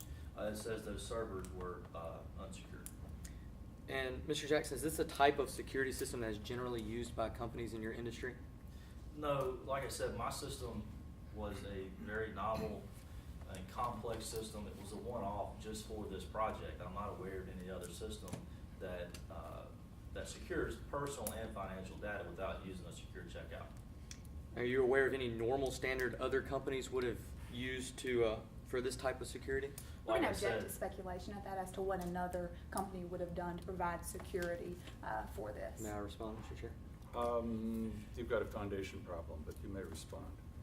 This witness is a president of a software security company with over 8 years of successful business in this industry. He would have extremely probative personal knowledge of what companies would provide. You'd have to lay the foundation with his testimony. You cannot provide the foundation. Very well. So, absent a foundation, the objection is sustained. Very well. Mr. Jackson, are you aware of any industry standard when you first contracted with Lifehouse? yes, I followed the same industry standards I've been following for 8 years when we entered that first agreement. Thank you. At this time, we tender the witness for cross-examination. Okay. Klamath? May I proceed? Yes, you may. Good afternoon, Mr. Jackson. Good afternoon, Ms. Boyd. I just have some questions for you today, and I want to begin with when you first agreed to contract with Lifehouse. So naturally, before you officially accepted to start working, you went to Lifehouse to see the project for yourself, right? Correct. Well, let's talk about what happened during that visit. Now, first, you arrived, and designer Zimi Shonda walked you through the program, right? She did, yes. Give me a demonstration. And then following that demonstration, you met privately with Addison Tremaine. I did, yes. And you learned about Addison's overall vision for Insight. She explained the theme and theory to her business, yes. And it was at this point, and I believe it was you who said that you knew you were going to do whatever you could to be a part of that vision, to make Sentinel Tech a part of that vision, right? Correct. And it was at this meeting that you also learned about the actual scope or specifications of the project. That is correct. Okay, we're going to get back to the meeting, but let's discuss those specifications. Now, in general, the type of security system that Insight warranted wasn't typical by any means. No, it actually hadn't ever come into existence. So it's fair to say that it wasn't anything that you'd ever provided to any other businesses. It had a lot of similarities with general cybersecurity, but like I said, the two different types of data was going to be a unique approach. So it was nothing that you would ever, that was a no, you've never provided it before? Correct. Okay. And to put it simply, with all that said, you would agree that this was a challenging project? Absolutely. And as the saying goes, a system is only as strong as its weakest point or its weakest link. That is generally accepted, yes. Yet you assured Addison Tremaine that Sentinel Tech was up to the job. I sure did. I shook her hand, looked her in the eye, and told her we had a deal and I would provide security for her company. Well, now that we talked about those specifications, let's go back to the meeting that you had with Addison Tremaine. Now, during this meeting, you went through the agreement that Lifehouse previously had with another computer security contractor, Brinkerton, right? That is correct. And in fact, you reviewed that contract for a full 20 minutes. Yeah, I flipped through it and, tried to familiarize myself with it. And after those 20 minutes that you read over that contract, you then agreed that Jamie Lee would join and draw up everything you had agreed to in the contract, right? Yes, I did. And you received that letter agreement, right? I did. And you never said to Jamie Lee or any other member of Lifehouse that you didn't agree with the term in that contract? No, like I said, I accepted the agreement. And you chose not to have it redrawn? No, not at all. Now let's move forward and discuss some of the challenges that you faced while working on Insight. Now, you would agree with me that other than the project's complexity that we've been talking about, another specific challenge you faced was the tension between Ms. Gabrielle Payton, one of your engineers, and Addison Tremaine, specifically over refinements to the project. Briefly, yes, I had to manage the situation between the two. And in fact, in one instance, and I believe this was over the refinement of tripling the life coaches, you went to have a talk with Addison following that to smooth things over, if you will. I did, yes. Gabriel sent an email that I didn't necessarily agree with, and she was my employee, and I think she learned a valuable lesson in how to interact with clients. And following that talk with Addison, you received an offer to increase payment to Sentinel Tech by $40,000. Yes, Addison recognized that we were doing a little more than what had been previously discussed, and she compensated us fairly for that. And you accepted that offer. I did, yes. Now let's move and discuss the time leading up to the actual public beta test. Now, as Sentinel Tech worked to prepare for the test, that's when you learned that Addison had decided to add these regional centers, correct? Not that she had decided. I'd heard rumors about it, but it was after I had turned in my final project that I learned that she was seriously considering adding, 6 new weak links across the country. And as you said on direct, that these centers pose some potential security concerns. Oh, absolutely. I mean, she decides who has the access codes, and I have no oversight of that. I can't be in 6 places at once. Yet in November, when you agreed to provide security for Lifehouse, you were well aware that those regional centers had then been implemented, weren't you? I agreed to monitor the current security system that she had misapplied. Thank you for that, Mr. Jackson, but to answer Yes. my question, Objection, Mr. Chair, I ask that my witness be allowed to finish his answer. Well, this is where we always bog down as students. The objection, she shouldn't cut the witness off. She should ask the chair to cut the witness off, non-responsive, objection sustained. So we'll just take this as a teaching moment, and let's proceed with your questions. so when you made that November contract, you were well aware that those 6 centers had been implemented at that time. Yes, I was. Yet still, you assured Addison that you would take care of things. I assured Addison I could monitor her system, yes. Now, I want to step back a little bit and talk to you about security systems as a whole, just in general now. You would agree with me that one of the most basic functions, just basic, of a security system is to deter threats to that security system, to keep them away. Yeah. Okay. And you would agree with me that one of the most basic functions of a security system is to detect when there are threats or intrusion to a system. I'd agree with that. You've reviewed the Jepson report, obviously conducted, and I want to draw the panel and opposing counsel and the witness's attention to the Jepson report on tab 8 in the claimant's binder. You'll just let me know when you make it there. All right, now according to this report, there was in fact malware found on the Insight system, wasn't there? Yes. Mr. Jackson, your system didn't happen to identify what device was used to place this malware on the system, did it? I was never given the opportunity to investigate this matter, so no. Now, Mr. Jackson, you as Sentinel Tech, you said you built this security system, and surely, you did this from your own office. You didn't have to be in Lifepath, so surely from your work in your own office on the system, you can tell us that you were never able to determine what device installed this malware. I'm not sure you understand. I didn't have access to the Insight system after that conversation with Addison. And your system, you didn't ever identify what data was actually accessed by these hackers. Like I said, that would have been subsequent to that conversation. I didn't have access. When you learned that the malware had been introduced to the system, you weren't able at that time to know what data had been accessed. Objection, asked and answered. Your Honor, if I may, he didn't respond to the question. He only responded to what he did after, and I'm specifically asking at the time he found out about the malware intrusion. Well, whether- I'll let you repeat the question, but you use the chair to make the witness behave. Objection non-responsive, and then the chair says answer the question. You don't want to end up arguing with a witness, any of you on cross-examination. You use the chair to do that, but Yes, go ahead. Mr. Arbitrator. Now, at the time that you found out the malware was introduced, so prior to no longer working on Lifehouse, you weren't aware of what data was actually accessed. No, I was on the side of the mountain. I didn't have access to any of that. Now, once Sentinel Tech was made aware that malware had been introduced to the system, your only recommendation was to shut the entire Insight system down. That is correct. That was the protocol that Addison had put in place. Now let's move on and talk now about the actual security breach. I want to direct your attention to the very last indented paragraph on the Jepson report, tab 8 again. Just let me know when you make it there. Got it.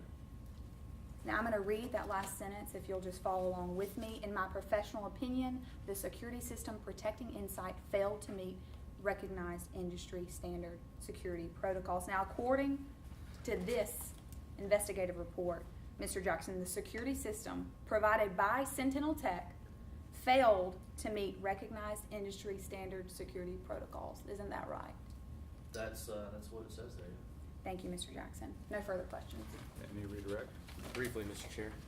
Mr. Jackson, opposing counsel spent some time talking about the initial contract and its terms, but when did you turn your project in? September 25th. And did Sentinel Tech get paid for this work? Yes, we did. Had any regional centers been added by the time you completed your final product? No, they did not. What was your company's role under the first contract? Our role was to identify the security challenges and create a program that would handle the novel and first-time issue in our industry for mixed information. I had to secure personal data and financial data, pull it off the system, and put it somewhere safe. Now, it was Addison's decision on who she trusted with access codes to get into that information. What was your company's role under the second contract, the November one? Under the second contract, it was my role to monitor the system for any disruptions. And to your knowledge, did Sentinel Tech comply with industry standards? We absolutely did. There's no industry standard out there that can keep somebody that has these complex access codes to themselves out of the system. If I had known to break in, I could have simply reset a whole lot of parameters in the security system, and this never would have happened. Regarding the security breach, what role do the stolen access codes play? They were pivotal. Like I said, these access codes give you access to other login areas of the website. Now, my password is going to give me a lot more access than a password to a life coach, say, in California.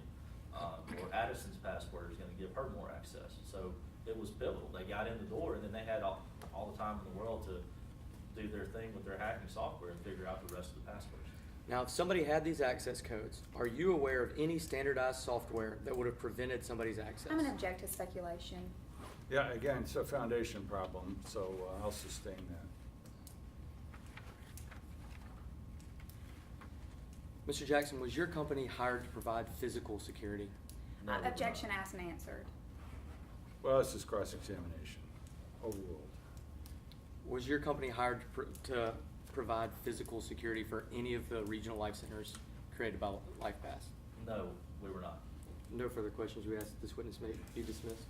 Yes, you may step down, Mr. Jackson. Your next witness responds. Yes, members of the panel, at this time, we call Ms. Gabriel Payton. You recall you're still sworn, Ms. Payton. Yes. Thank May I proceed? you. Yes, you may. Thank you. Good afternoon, Ms. Payton. I know that we know each other, but could you please introduce yourself to the panel? Sure. My name is Gabriel Payton. And what do you do for a living? I'm a software engineer. Right now I work for SecureVision. We are a company that provides internet security for other businesses. But before I started working at SecureVision, I worked for about 5 years at Sentinel Tech. Please tell the members of the panel a little bit about your education. Yes, your education, excuse me. Well, I started learning about computers and teaching myself as soon as I could get my hands on a keyboard. But formally, I went to New Dover University. I got my bachelor's and my master's degree in software engineering. And I'm also a certified professional developer in software engineering. Well, we just heard from Sean Jackson today. How do you know Sean Jackson? Mr. Jackson is the CEO of Sentinel Tech, and he was also my boss while I worked there for about 5 years. We first met when I interned for him in undergrad, and that's what eventually led to my job at Sentinel Tech. And what was work like at Sentinel Tech? I really enjoyed my time at Sentinel Tech. It was a wonderful job that let everyone have an outlet for their creativity. And I thought that Mr. Jackson had a good combination of both common sense and ambition at the same time. Well, the parties mentioned the Lifehouse project, which is why we're here today. So when did Sentinel Tech become involved with that project? It was around July of 2014 that Sean and I discussed Sentinel Tech taking on that project, and we just talked about some of the challenges that it would pose, and ultimately we decided to take on the project. And you mentioned some challenges that it would pose. What were those challenges? Well, there were a number of challenges. First of all, the Insight program was admittedly revolutionary, and it was so because it combined customers' personal and financial information at one point, unlike a system like PayPal where you do the service and then you pay for it at the very end. So that meant the security system we had to create for it would have to be equally as complex. But unfortunately, what ended up being the most challenging part of working with Lifehouse was Ms. Tremaine. And why is that? Well, Ms. Tremaine added constant changes to the Insight program while we were working so hard to meet this already challenging project. And don't get me wrong, I completely understand as a software engineer that tweaks in any type of technology program are inevitable. However, these were not just tweaks in the Insight program. These were substantial and often structural changes in that program. Well, was Sentinel Tech able to finally submit its product to Lifehouse?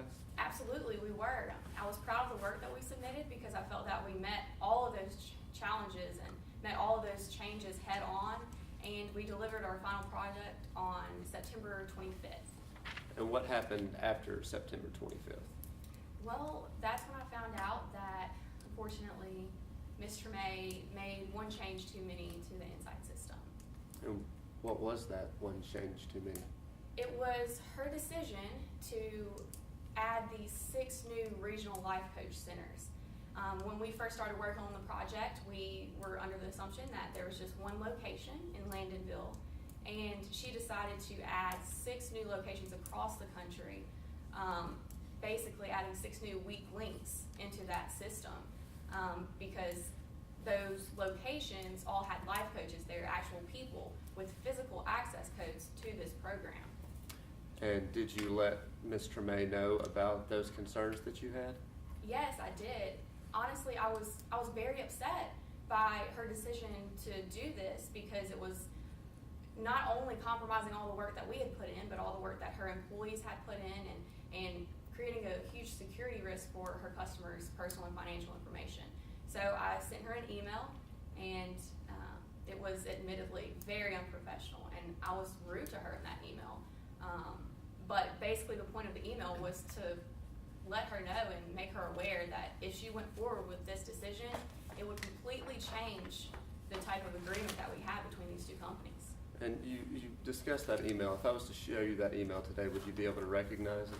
Yes, I would. Ms. Payton, opposing counsel, and members of the panel, if I could direct your attention to tab 5 of the respondent's evidence binder, the email from Gabrielle Payton to Addison Tremaine on September 29th.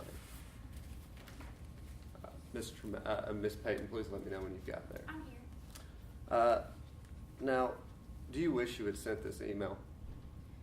Well, honestly, I wish that I had worded it differently. I was rude in this email. However, I don't regret sending it because that first sentence there, those first few sentences, and then the very last sentence, that was the purpose of my email. I told her, I can't believe you did this. You have no idea what you've done. It completely jeopardizes everything we've worked for to make Insight secure, and that was the truth, and she needed to hear it. And what is the date that you sent this email?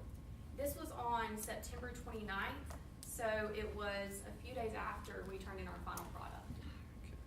Well, I would like to move forward. Did Addison or Ms. Tremaine ever respond to this email? No, Ms. Tremaine never responded to the email at all. Well, let's move to December 30th, 2014. What happened that day? Well, that was the day that I was alerted of the security breach into the Insight system. So, of course, I immediately followed Addison's protocol for a situation just like that, and I sent her an email letting her know to shut that system down as soon as she could. And did Ms. Tremaine ever respond to this email? No, she never did, and it was very concerning because I told her that malware was in that system, and Ms. Tremaine, as the head of a software company, knows exactly what that means, and she should have understood that she needed to shut that system down. And how long was malware in the system until it was shut down? It was there for a total of 8 days after I warned Ms. Tremaine about that malware. And 8 days is a long time, but in the internet world where everything is at the touch of anyone's fingertips, that's a lifetime. And that's a lifetime that Ms. Tremaine's customers' personal and financial information were up for grabs. Members of the panel, we tender the witness for cross. Okay. Cross? Yes, may I proceed? Yes, you may. Good afternoon, Ms. Payton. You used to work for Sentinel Tech, Yes, I did. and you were their lead software engineer. Yes.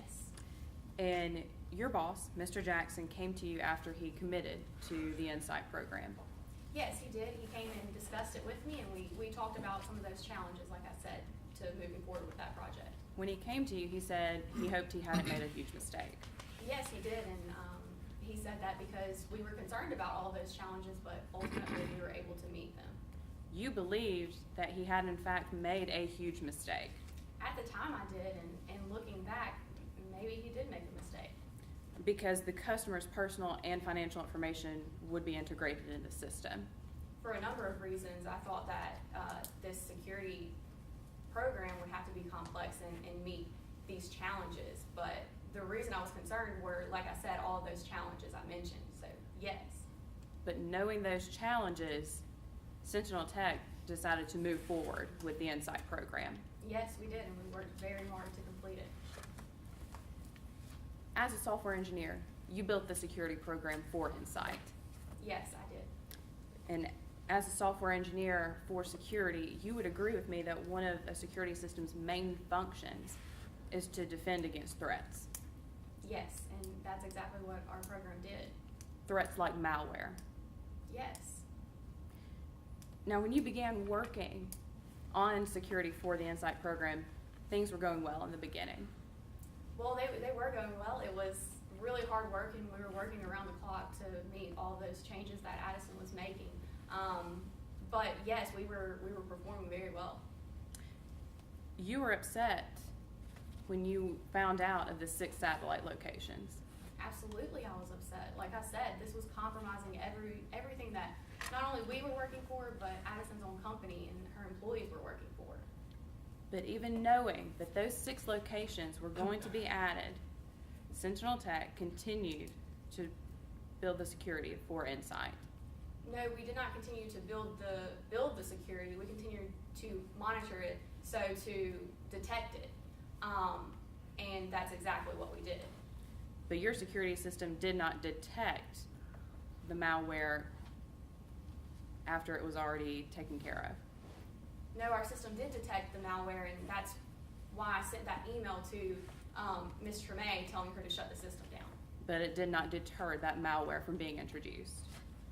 Well, no, the malware was there, and that's why we had to tell Ms. Tremaine to shut the system down. So that's no, your system did not deter the introduction of malware. No, because unfortunately, the way that the malware was introduced, the type of security system that we provided was not able to. The security system you developed was not able to deter the introduction of malware. No, and that would be because of the way that the malware was introduced into the system. Not from an outside source, but from access codes. And Ms. Payton, when you found out about the addition of these satellite locations, you sent what you've already talked about as an unprofessional email to Ms. Tremaine. Yes, I did, and like I said, it was unprofessional, but the point was to warn her about what risk adding these new centers created, and unfortunately, she didn't heed my warning. And after sending that email, you stopped going into Lifehouse offices. Yes, I thought that would be, after sending the unprofessional email, I thought it would be the best way to cure the situation and avoid any other awkward tension between Addison and me so that we could both work effectively on the Insight program. But you kept working on the Insight program. Yes, I kept, like I said, monitoring that program and making sure that no malware was detected. But your team never modified the program to aid in the security of those regional locations? No, we never did, and that was the point of warning Ms. Tremaine of the risk of adding those regional centers. In my email, I tell her the only way moving forward, if you make this decision, that we could provide security for those regional life coach centers would be to link the information to a system like PayPal. But as we've already discussed today, Ms. Tremaine didn't want that type of system. She wanted a system where the information was intermingled. But you made no efforts to create some security to help protect it, knowing that those 6 locations would be there. I did my best to monitor the system, but after Ms. Tremaine was aware that we as experts in this field, we knew that there is no way to both protect a system like Insight when she has added these regional life coach centers that are susceptible to physical break-ins. Now let's move actually to December 30th. And on that day, you received an email about the security breach. Yes, I did. And you believe that that system should have been shut down immediately. Yes, and I wish it would have been. But you didn't call Addison Tremaine immediately. No, I sent her an email and I made it clear, I was short and sweet and to the point, that she needed to shut that system down. Per Addison's protocol in a situation just like that. But the email that you sent saying shut down immediately came after your incredibly unprofessional email. Yes, unfortunately, with my first email that I admit is unprofessional, Ms. Tremaine didn't heed my warnings, and as a result, that security breach happened. And Ms. Tremaine, until December 30th, had not heard from you in months. No, like I said, I stopped going into the the Lifehouse location, but I continued to monitor that system. And I thought that if I told her malware was in the system, she would understand that her customers' personal and financial information was on the line, and she would shut that system down. But that's a yes to my question. It had been months between those 2 emails. Yes. No further questions. Okay, any redirect? No redirect. Members of the panel, we ask that the witness be allowed to step down. Okay, the witness may step down. So does that conclude the respondent's case? Yes, Mr. Chair, that concludes the respondent's case in chief. Would the members of the panel like a break, or would you like us to continue on to summations? Absent a desperate plea for a break, I think we could go straight to the summations. Thank you.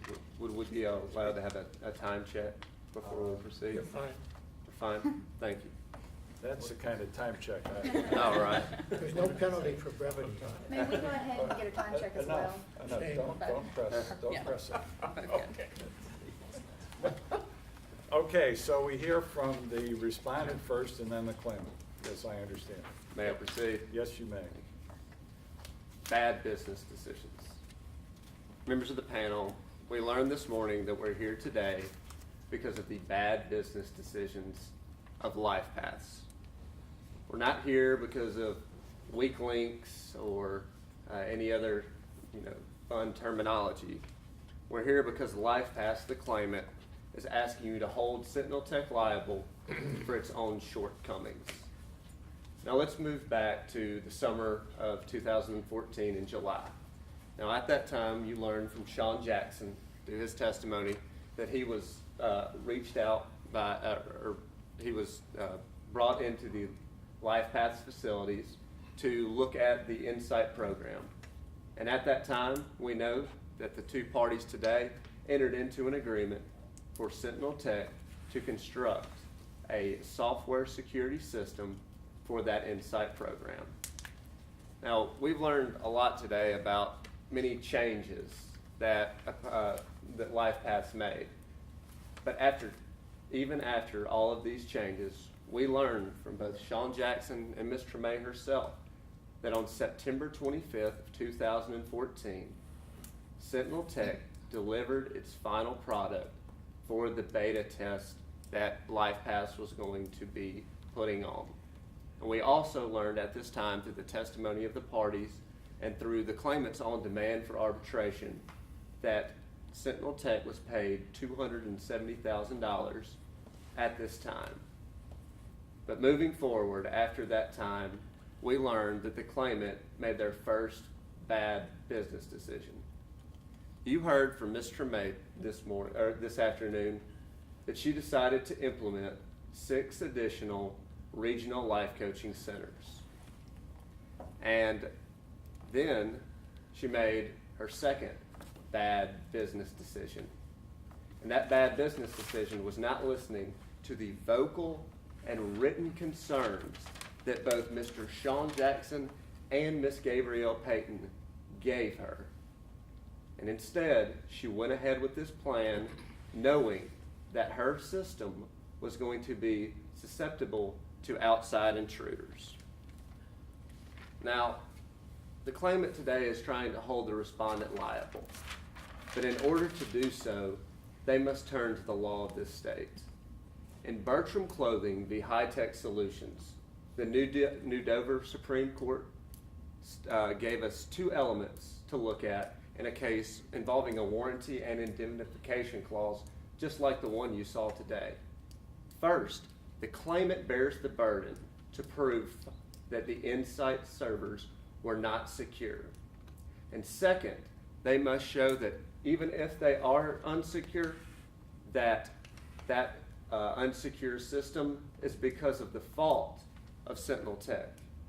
And members of the panel, we believe that the evidence you've seen today shows that the claimant has not met its burden. Now today you heard from Ms. Tremaine, and she told you that she believed that Sentinel Tech's software security system fell below reasonable industry standards based on the Jepson report. But I'd like to take a closer look at that report that you saw today, and it's on tab 4 of the respondent's evidence binder if you would like to use it for reference. Now, in that report, the first indented paragraph tells us that criminals broke in to the Lincoln, Nebraska Regional Life Coaching Center. And as you heard today from both Addison, Tremaine, and Sean Jackson, this is one of the regional life coaching centers that Sean Jackson warned about. And remember back in cross-examination when I asked Addison Tremaine if she hired Sentinel Tech to provide physical security to this location? Her answer was no. And more importantly, members of the panel, we learned from that report and that first indented paragraph that the individuals who broke into that system, broke into that facility, broke in early December. This was almost a month before the system was accessed. Now you heard from Miss Gabrielle Payton today, and she told you that she sent an email to Miss Tremaine alerting her of a breach of the Insight system. That email was dated December 30th, almost an entire month after that physical break-in happened.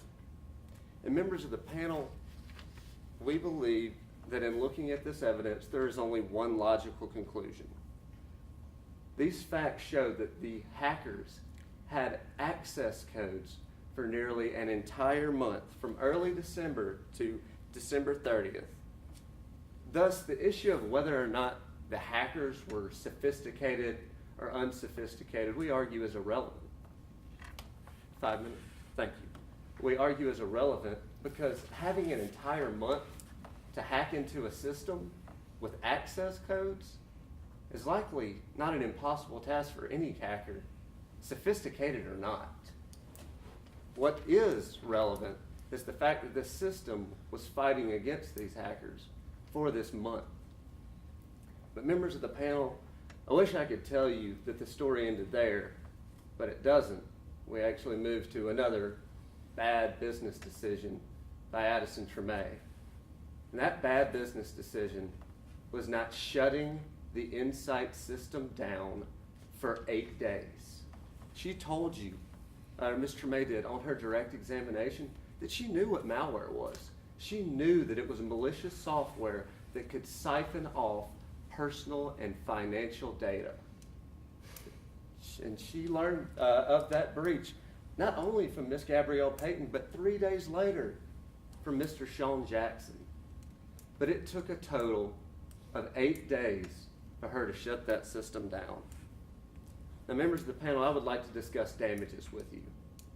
Now, we contend that Sentinel Tech owes Lifehouse absolutely nothing.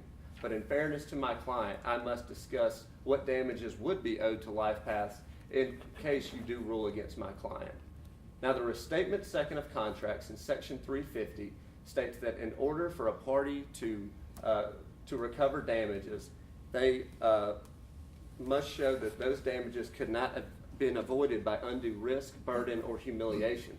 In simple terms, they had a duty to mitigate those damages. And we argue that taking these 8 days to, as she said, look at what she could do, taking those 8 days and not following the direct orders of the company that she hired caused additional damages that could have been mitigated. And thus, the $100,000 that they're asking for shouldn't be even $10,000 or $5,000 because those were 8 days where that information was being stolen. And next, I'd like to turn to section 352 of the restatement of contracts governing the loss of future profits that they're claiming. Now, loss of future profits must be proven with reasonable certainty. And as shown by comment B to section 352, reasonable certainty is even more difficult to prove when it involves a new company, just like the company that Lifehouse is.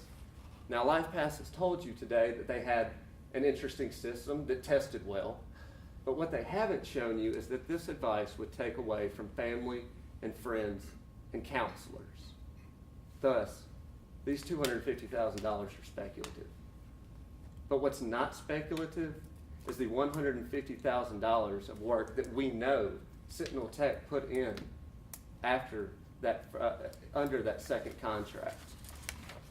And because of these facts, members of the panel, we ask that you rule in favor of Sentinel Tech and do not hold the company liable for the bad business decisions of Miss Addison Tremaine and Lifehouse LLC. Thank you. Thank you. Claimant? May I proceed? Yes, you may. The weakest link in your system, it's what determines the strength of your security. And in this case, as you've seen it unfold before you today, it's become clear that Sentinel Tech was, in fact, they proved themselves as the weakest link. Now, I ask that you go back with me to the summer of 2014. Sean Jackson was going about a usual workday, carrying out normal errands that day, when he received a phone call that was the chance of a lifetime. He learned that Addison Tremaine wanted Sentinel Tech to provide security services for this new revolutionary project inside. He was stunned. This was the chance of a lifetime. His chance to prove himself, to prove that he could hang with the big boys, that he could achieve the same level of success that Addison Tremaine had. He couldn't say no. And opposing counsel and I, we agree on one thing. This is, in fact, a case about bad business decisions. This is a case about a company, Sentinel Tech, who made a bad business decision when they agreed to contract with Lifehouse. It's a case about a business, Sentinel Tech, who took a job bigger than what they could perform, who took a job bigger than what they were capable of providing services for. And rather than not taking that job, rather than speaking up when things became too much, Sean Jackson, owner of Sentinel Tech, constantly reassured Addison Tremaine that everything was under control and they were up to the job. Therefore, members of the panel, we ask that you rule in favor of Lifehouse for two main reasons today. First, and I'll be honest with you, you're going to hear me say this quite a bit because honestly it's the core of why we're here. First, because Sentinel Tech failed to provide a product that met industry standard security protocols. And second, because of that failure, they breached their contractual obligations. Sentinel Tech failed to build a product that met industry standard security protocols. And I know what you may be wondering. What's the industry standard? Well, you heard me question Sean Jackson about the basic functions of security systems. And he agreed with me that the most minimal security system has three main functions. Those are to deter threats to the security system, or to the system. To secondly, detect when those threats exist. And to lastly, defend against those very threats. However, Sentinel Tech failed to deter those threats, to detect them, and to defend against them. We first saw that they failed to deter Lifehouse, the threats to the system. And we in fact heard Gabrielle Payton tell us that exactly, that the security system developed, and these were her words, the security system developed was not able to deter the malware introduced to the system. She said it herself. It wasn't developed to carry out one of the most basic functions, one of the most basic industry standards for a security system. It failed. And additionally, you saw the Jepson report. And from that report we saw, yes, there was a physical break-in, and yes, access codes were taken. However, that report detailed for us that malware was found on the system that they failed to deter against. And further, this malware was introduced by unsophisticated hackers. Now, what does that mean? This means that people with very little or no at all computer knowledge were able to invade this complex revolutionary system with just a few codes and make it come crumbling down because Sentinel Tech failed to deter threats to the system. Secondly, they failed to detect when those threats existed. You heard me question Sean Jackson and opposing co-counsel question Ms. Gabrielle Payton about what type of device installed this malware. I couldn't get an answer on that. Then I asked secondly, what data was accessed? No answer. They could tell us nothing about this malware that was introduced on the system. They failed to detect and to deter the malware that was introduced on the system. Another basic function that Sean Jackson told us was of any industry standard security system. And third, Sentinel Tech failed to provide a product that met industry standard security protocols because they failed to defend threats to the system. Now, members of the panel, I often check my bank account online, as many people do. And I usually check my account from my home desktop computer, but recently I was traveling and I was away from my desktop computer. So I pull up a laptop on a different computer and I pull up my bank's webpage. Well, I of course know my username, and I of course know my password or access code, if you will. So I type that information in and I press enter.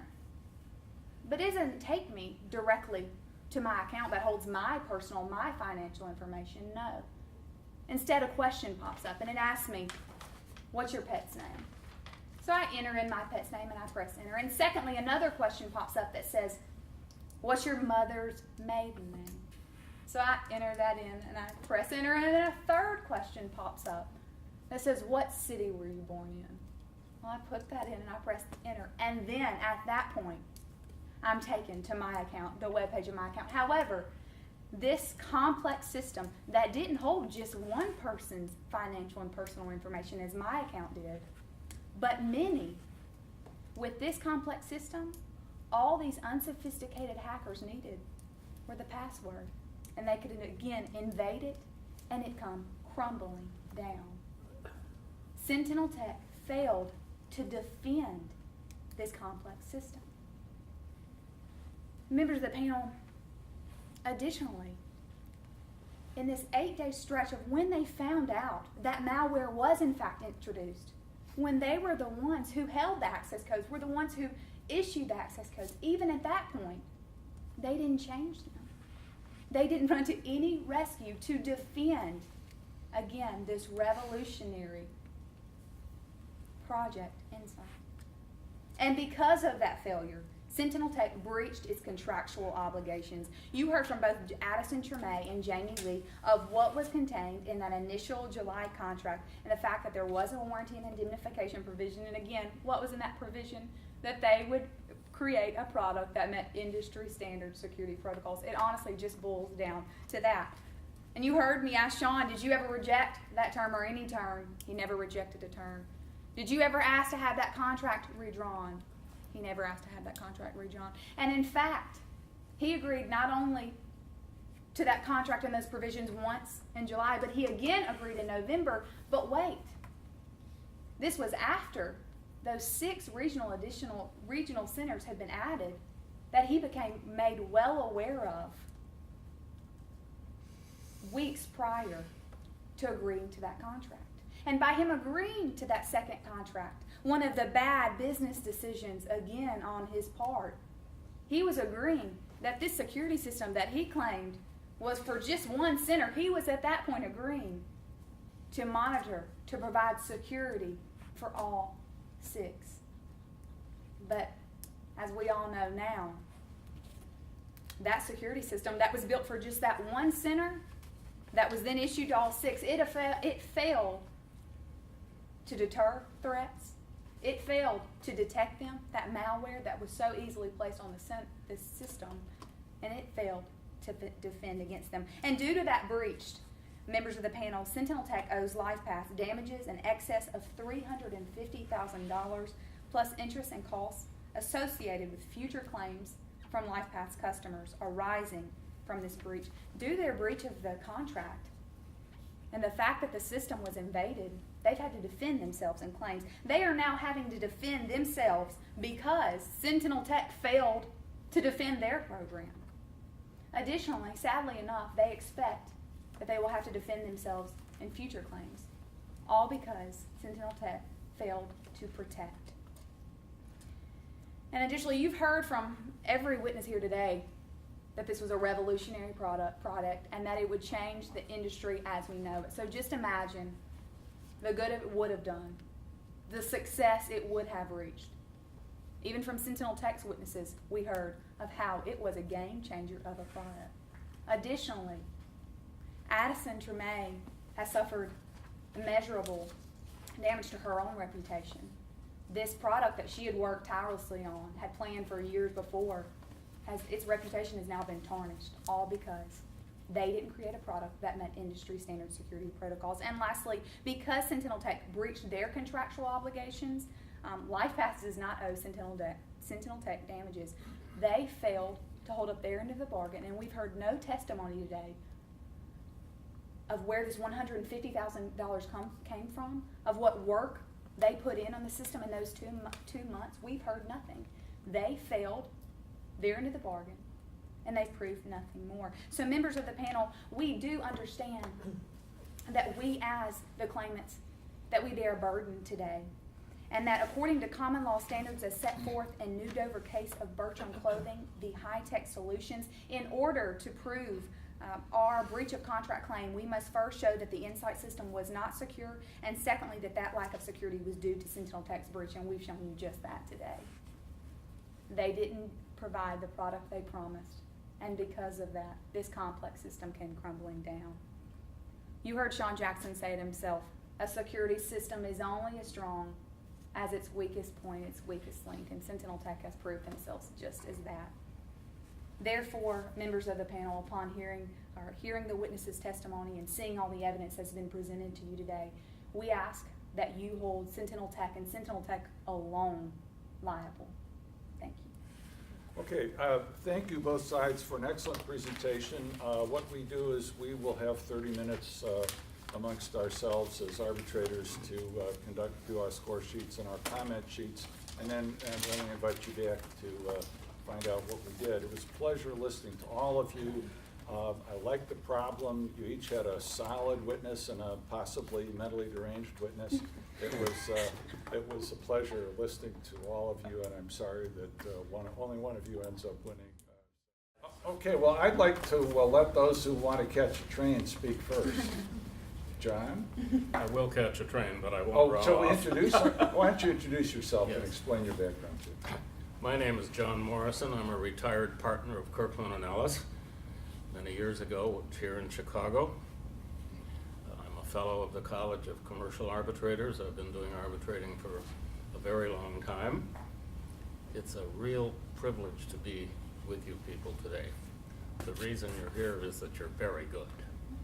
makes our job very tough, to be sure, but it really is terrific. I'll start by saying that both summations were totally spectacular, both of them. Thank you. Spellbinding, actually. Very much to be proud of. Then let me mention a few little things, too, that others may mention. By and large, your eye contact was terrific. By and large, you kept your voices up for us. You included us in your examinations to a certain extent. You looked at us once in a while, and that was good. I thought the witnesses behaved quite well, too. They didn't stump you too much. I do think that you can't go skiing in Minnesota, but other than that. So I invite Sean to come to Colorado sometime. It's very different. At one point, Matt, you purported to quote something, but you didn't quote it right. You do have to be awfully careful. It might not have a different meaning, but it says to us that there's a little lack of attention there, so just be careful about that sort of thing, always.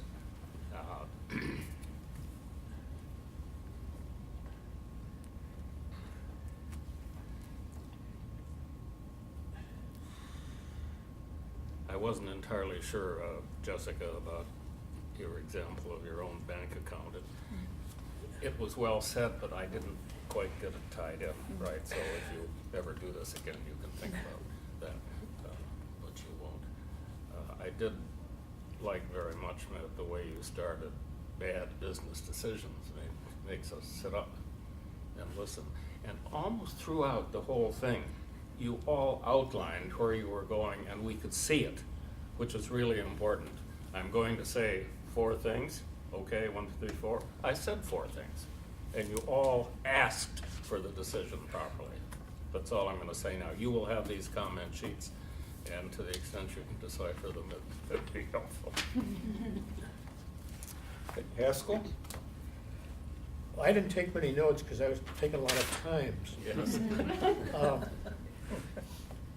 I have to say, as you're lucky you went to arbitration on this case, because in court, I don't know what happened. Oh, I forgot, I'm Haskell Pitluck.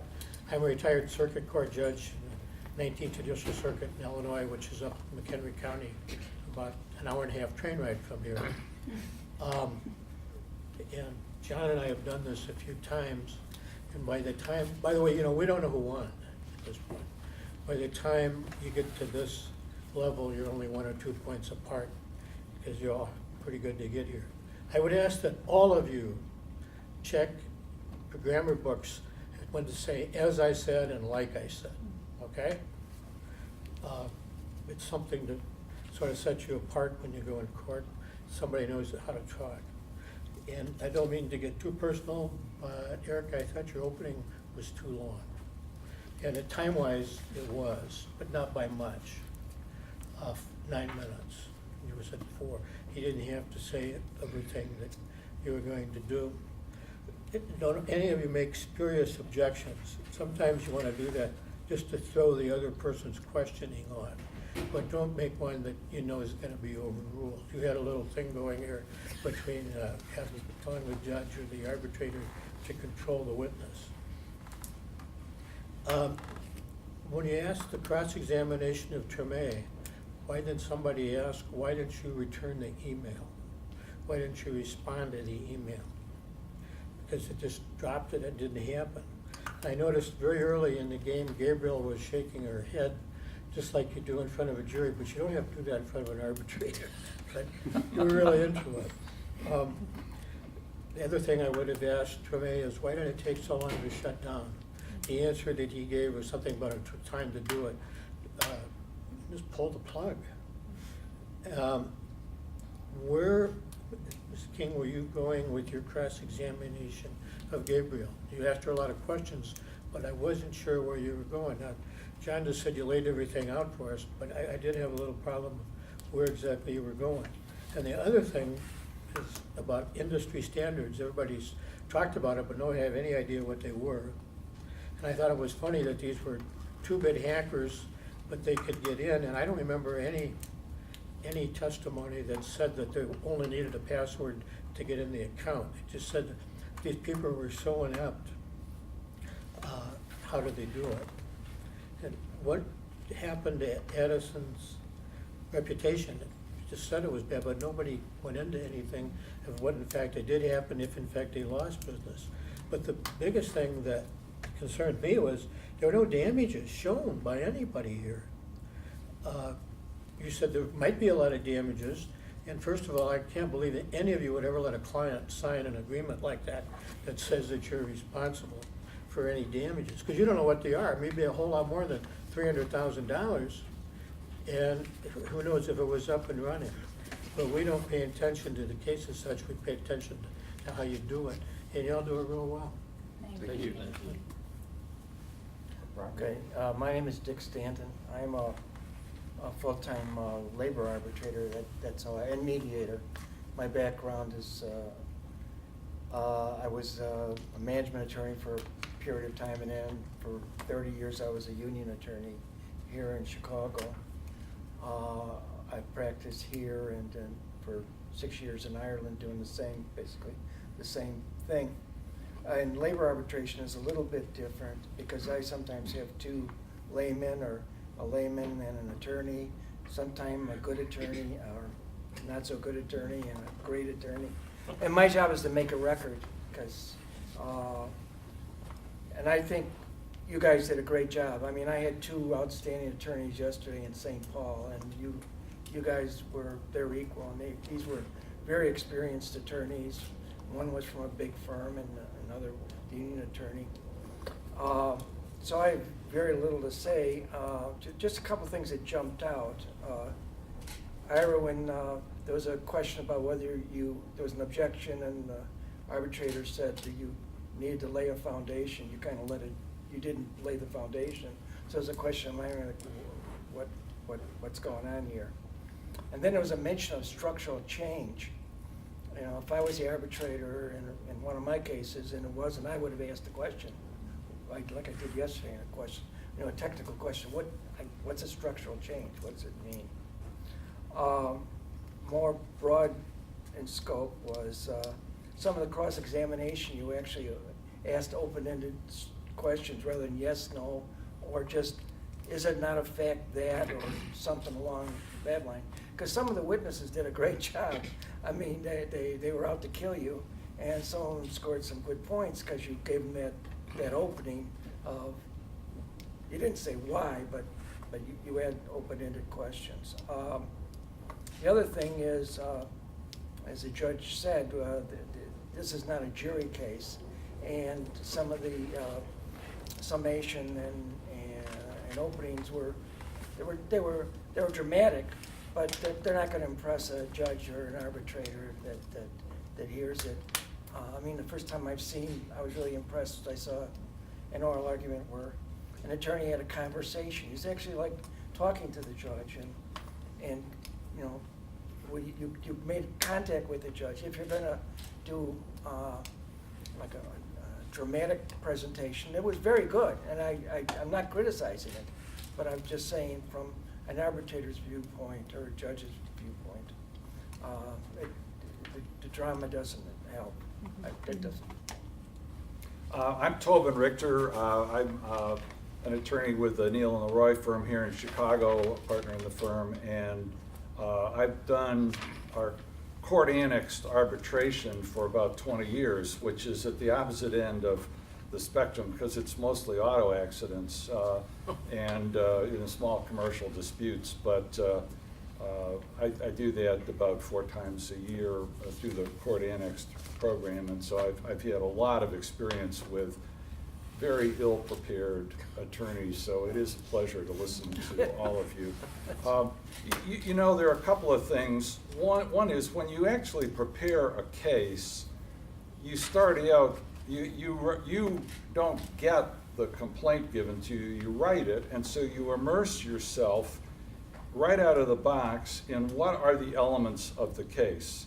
And then your whole presentation is going to focus on that. What are the elements of the case? And you did a pretty good job, all of you, particularly by the time you got to the closing, but you're always got to be focused on what are all the elements that we have to prove. And then I think another thing that is, and, you know, and always, I never did well in moot court sort of things because I get irritated by the nature of the process rather than the learning experience. And one of the things is your early rounds, I don't know who you get for judges, maybe you get law professors, maybe even law students.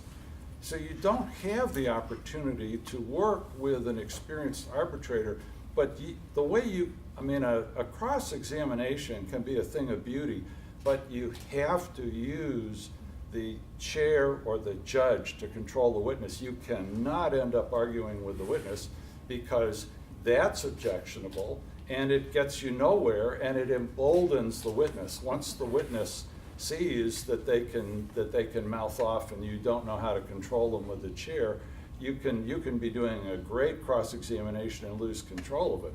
But the objections are non-responsive, sustained, answer the question. Narrative answer, you know, where you get the whole life history.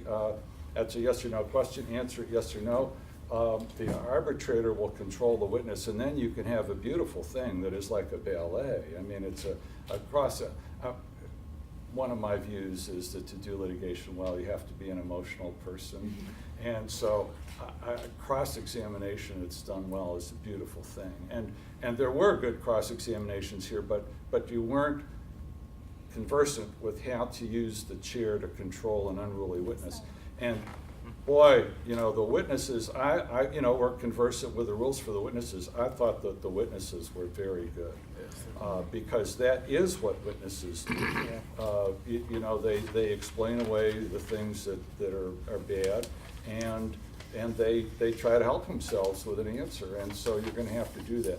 I thought generally you didn't make enough use of the impeaching material.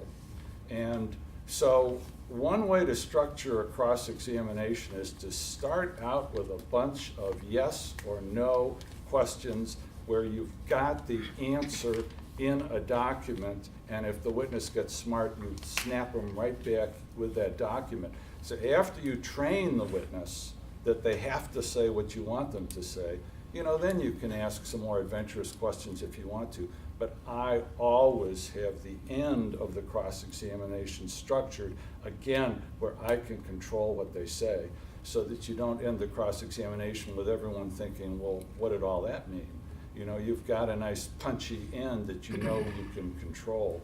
And it didn't happen here, it's not relevant here, but I have learned never to ask a question on cross-examination that my client leans over and asks me, because I've had a 100% bad experience.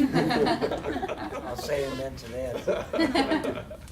But it really was a pleasure listening to all of you. Thank you so and your much. We really appreciate presentations. y'all's time. And, Yeah, Absolutely. all Listening for to y'all us. to come and take y'all's time. yeah, Listen. you know, and Good luck. we're glad we were able to have some good Chicago weather for you. This is good. That's what they keep telling us, but we don't. Danny, do you Oh, have any beautiful questions? outside. This is a miracle. But it's No, it sun's really going is. down. We left We don't- early, we don't do 50, snow. 60-degree weather, Oh. so. I was up in Minneapolis, St. Paul, and it's really bad up there, and it was nice there.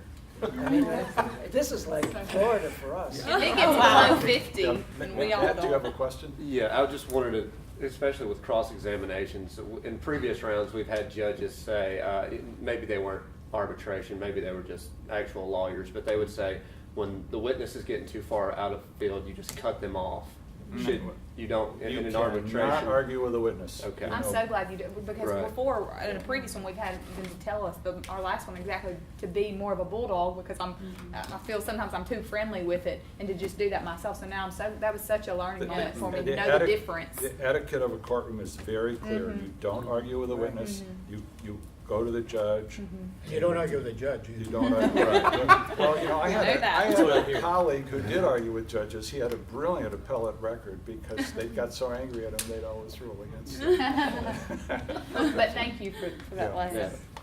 But I'm saying, if you go to other jurisdictions, Canada or the UK, and you see the lawyers, they do with you, it's so gentlemanly, but they're devastating because you don't get into that, use the word pissing match with the witness, and you get more out of them. Yeah. You start arguing with a witness, you elevate the witness to your level. But, you know, the trial practice class that I took after law school, when I appreciated it, Yeah. it's your courtroom. You own the courtroom, and you show it, and you don't let a witness get elevated to your level by bickering with them. That's what lawyers like to tell me, but it was, It's really My your It was courtroom. your courtroom. you know, and we had the last word. I could say, you can argue with me, but you can appeal me, but you can't argue it. So that's the difference between arbitration and a court. I mean, I have to be sort of a mediator because I've got to control the hearing, but, you know, I can't issue sanctions, I can't hold them in contempt. And so, and I also have to make a record, because there are lawyers that will try and, if they've got a losing case, just make a mess of it, so, you know. It's right, it's, when you get out there, I mean, this is an ideal situation, you get out there, some of the lawyers you have to go before, you just wonder, you know, did they send in Cracker Jack boxes or something? No, I'm serious. I mean, I'm not saying a majority or even a minority, but there's a fair number of them that are out there practicing it. Should have their licenses taken away. As you said, again, like a bulldog, when you get somebody in cross-examination and you got them on the ropes, just say thank you and sit down. Keep going and really get them on the ropes. There's that old story about you should never ask a question that you don't know the answer to, but that's not always true. You gotta play it as you go. There's an old story about Louis Nizer, wasn't it? I don't think you all know who Louis Nizer is, but he was a very famous attorney. And he said, it was about a man biting somebody's ear off. I Wasn't think that was Nizer? Lincoln. There's Abraham Lincoln, yeah. That's Abraham Was like Lincoln. that was before This your is time. Another famous disgraceful. attorney. No, this is not the one I had. It was one lecture that I went Go to. by the tail. And he said, well, how do you know that he bit his ear off then? And he didn't see it, and he says, I saw him spit it out.